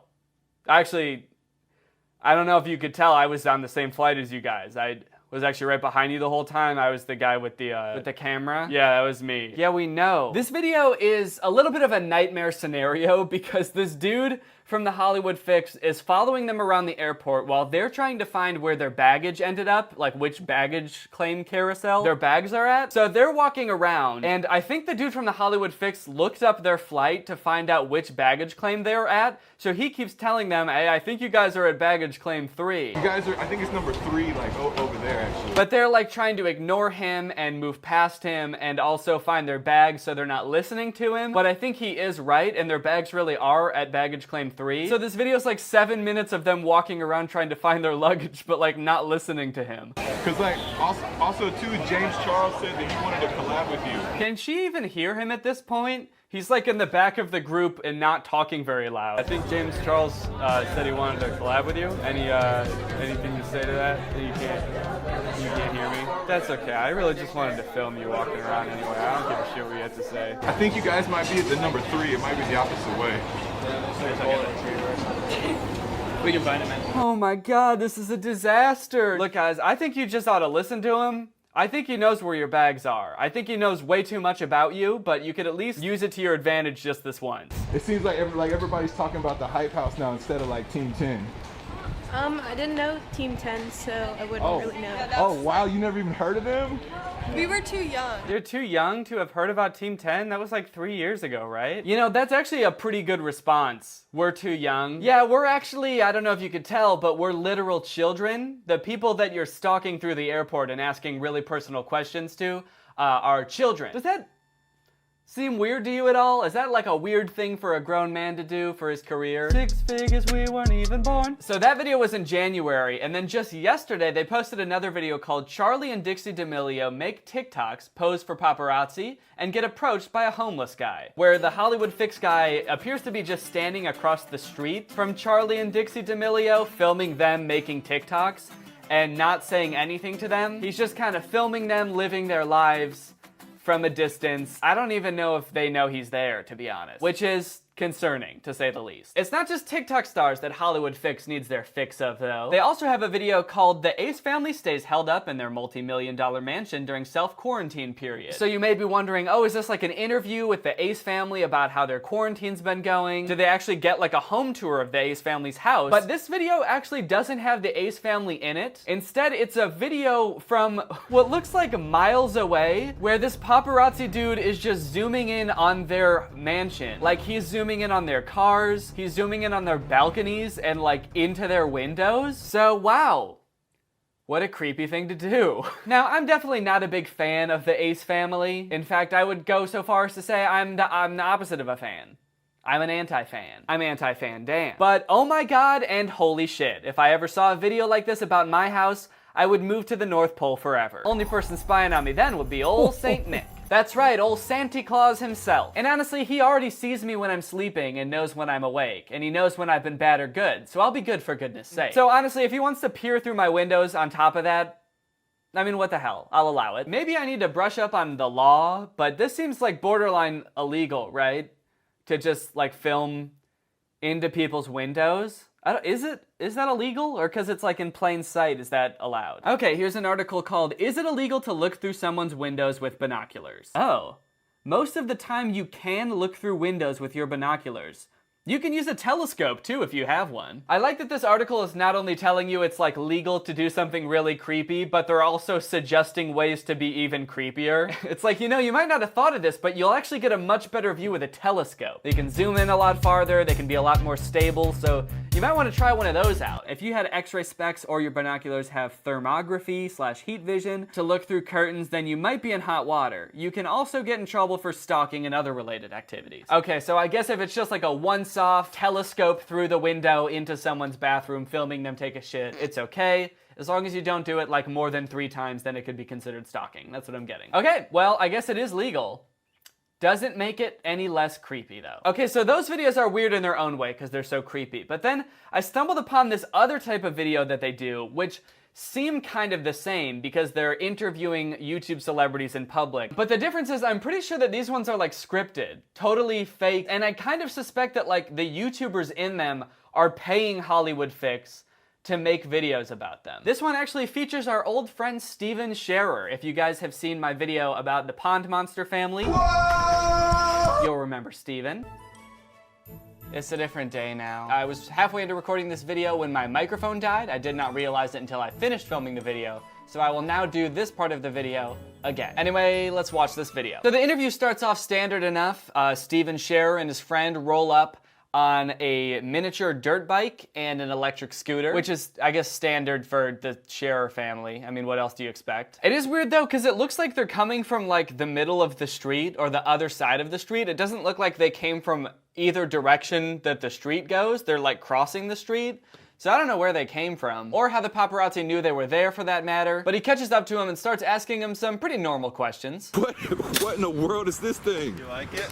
This is crazy. What have you been up to lately? So pretty standard questions, but then the questions start to get a little bit more suspiciously targeted. See if you can tell what I mean. I'm recording 2 songs. Really? Yeah. Okay, what are they about? What are they? Man, where do you get these ideas for these songs? Man, all of your songs have like 20-something million views. Like your videos are always so big. What are you doing right now as far as merch right now? Because I know you're always like dropping new merch. Your videos are so good and they always get so many views. How do you do it? Do you have any new merch right now that people can go buy? These are questions that the paparazzi needs to know. You found like a secret tunnelway in your house or like a secret passage? Yeah, you're good. You've been watching the vlog. Yeah. Okay, now he's asking like specific questions about Steven Scherer's videos. Does this paparazzi guy watch Steven Scherer's videos? Call me crazy, but I kinda doubt it. He's got so many specific questions about his videos. It's really like he watches all of them. And I also love how he's pretending to think that everything Steven Scherer is saying is like real. Like he's saying that he found an abandoned tunnel in his house that leads to an old escape room. And the paparazzi dude's like, wow, really? That's so cool, damn, that's crazy. I guess you never know when you're gonna move into a house and there's gonna be a tunnel you had no idea about and isn't visible from the outside of the house, and then you find an old escape room that also isn't visible from the outside of the house. Life's crazy, man. Houses are weird. That is crazy. And so what's going on with your neighbor? Like something like Ellen? Yeah, Ellen, she's crazy. I don't know about her. Is she giving you guys like trouble or problems or? She's a little nosy little neighbor, so. She's, yeah, I guess you could say she's kind of a little nosy little neighbor. I guess that's how I would describe her, little nosy little neighbor. How does he know so many details about Steven Scherer's videos? It's insane. So you found a secret tunnel in your house? Yeah. And you went all the way through and found treasure? Yeah. And you spent it all on bubblegum? Yeah. But then you got grounded? Yeah. Awesome. Yep, and that was pretty much the whole video. Actually, and then your mom got in an accident, right? Huh? Your mom, she's in the hospital? She's in pretty serious condition, right? Yeah, but we didn't put that in any videos. That's actually pretty private. How did you find out about that? I heard police suspect foul play. Like this was planned, maybe? Wait, who told you that? They haven't told me anything about that. Yeah, actually, if you take a look at this footage, it looks like the person driving deliberately hit her. Do you think that's true? Come on, yes, got Wait. her. Wait, is that you? Stupid ass. Are you driving? You monster, you're sick. I've always got to be the first one on the scene. You're a sick man. I've always got to get the scoop. You're sick in the head. I've always got to get my Hollywood fix.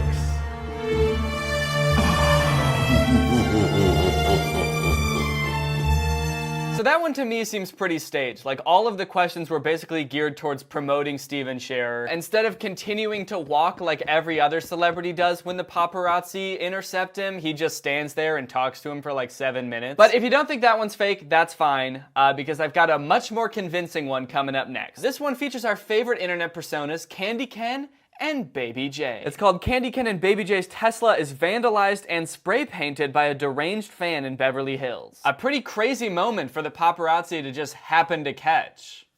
Let's see what happens. So the paparazzi dude goes up to Candy Ken and Baby J. He starts trying to ask him questions, but the security guard's like, not today, not today. Not today, guys, not today. Not today. He's really helping. Then this dude who's like a fan, I guess, comes up. His name is Dakota, and he says that he knows Candy Ken and Baby J, but they deny knowing him, so he gets all mad. How you been? Yo! What do you mean, yo? What do you mean, yo? After everything we've been through? Yo? What does that even mean? I don't know what that means. So they're arguing with each other because Candy Ken says that they don't know him, but he says that they do. So eventually Candy Ken and Baby J start to walk away. But then Dakota's like, no. I'll walk away. Easy. You know, no. You can. I'll leave. I don't need this. Okay. Man, this is crazy. Which I can't tell if it's like a really weirdly polite thing to do in an argument or like a power move. He's like, whoa, hold up. I'm not about to let you guys walk away all scared like you're in the right. I'm gonna walk away because I'm scared.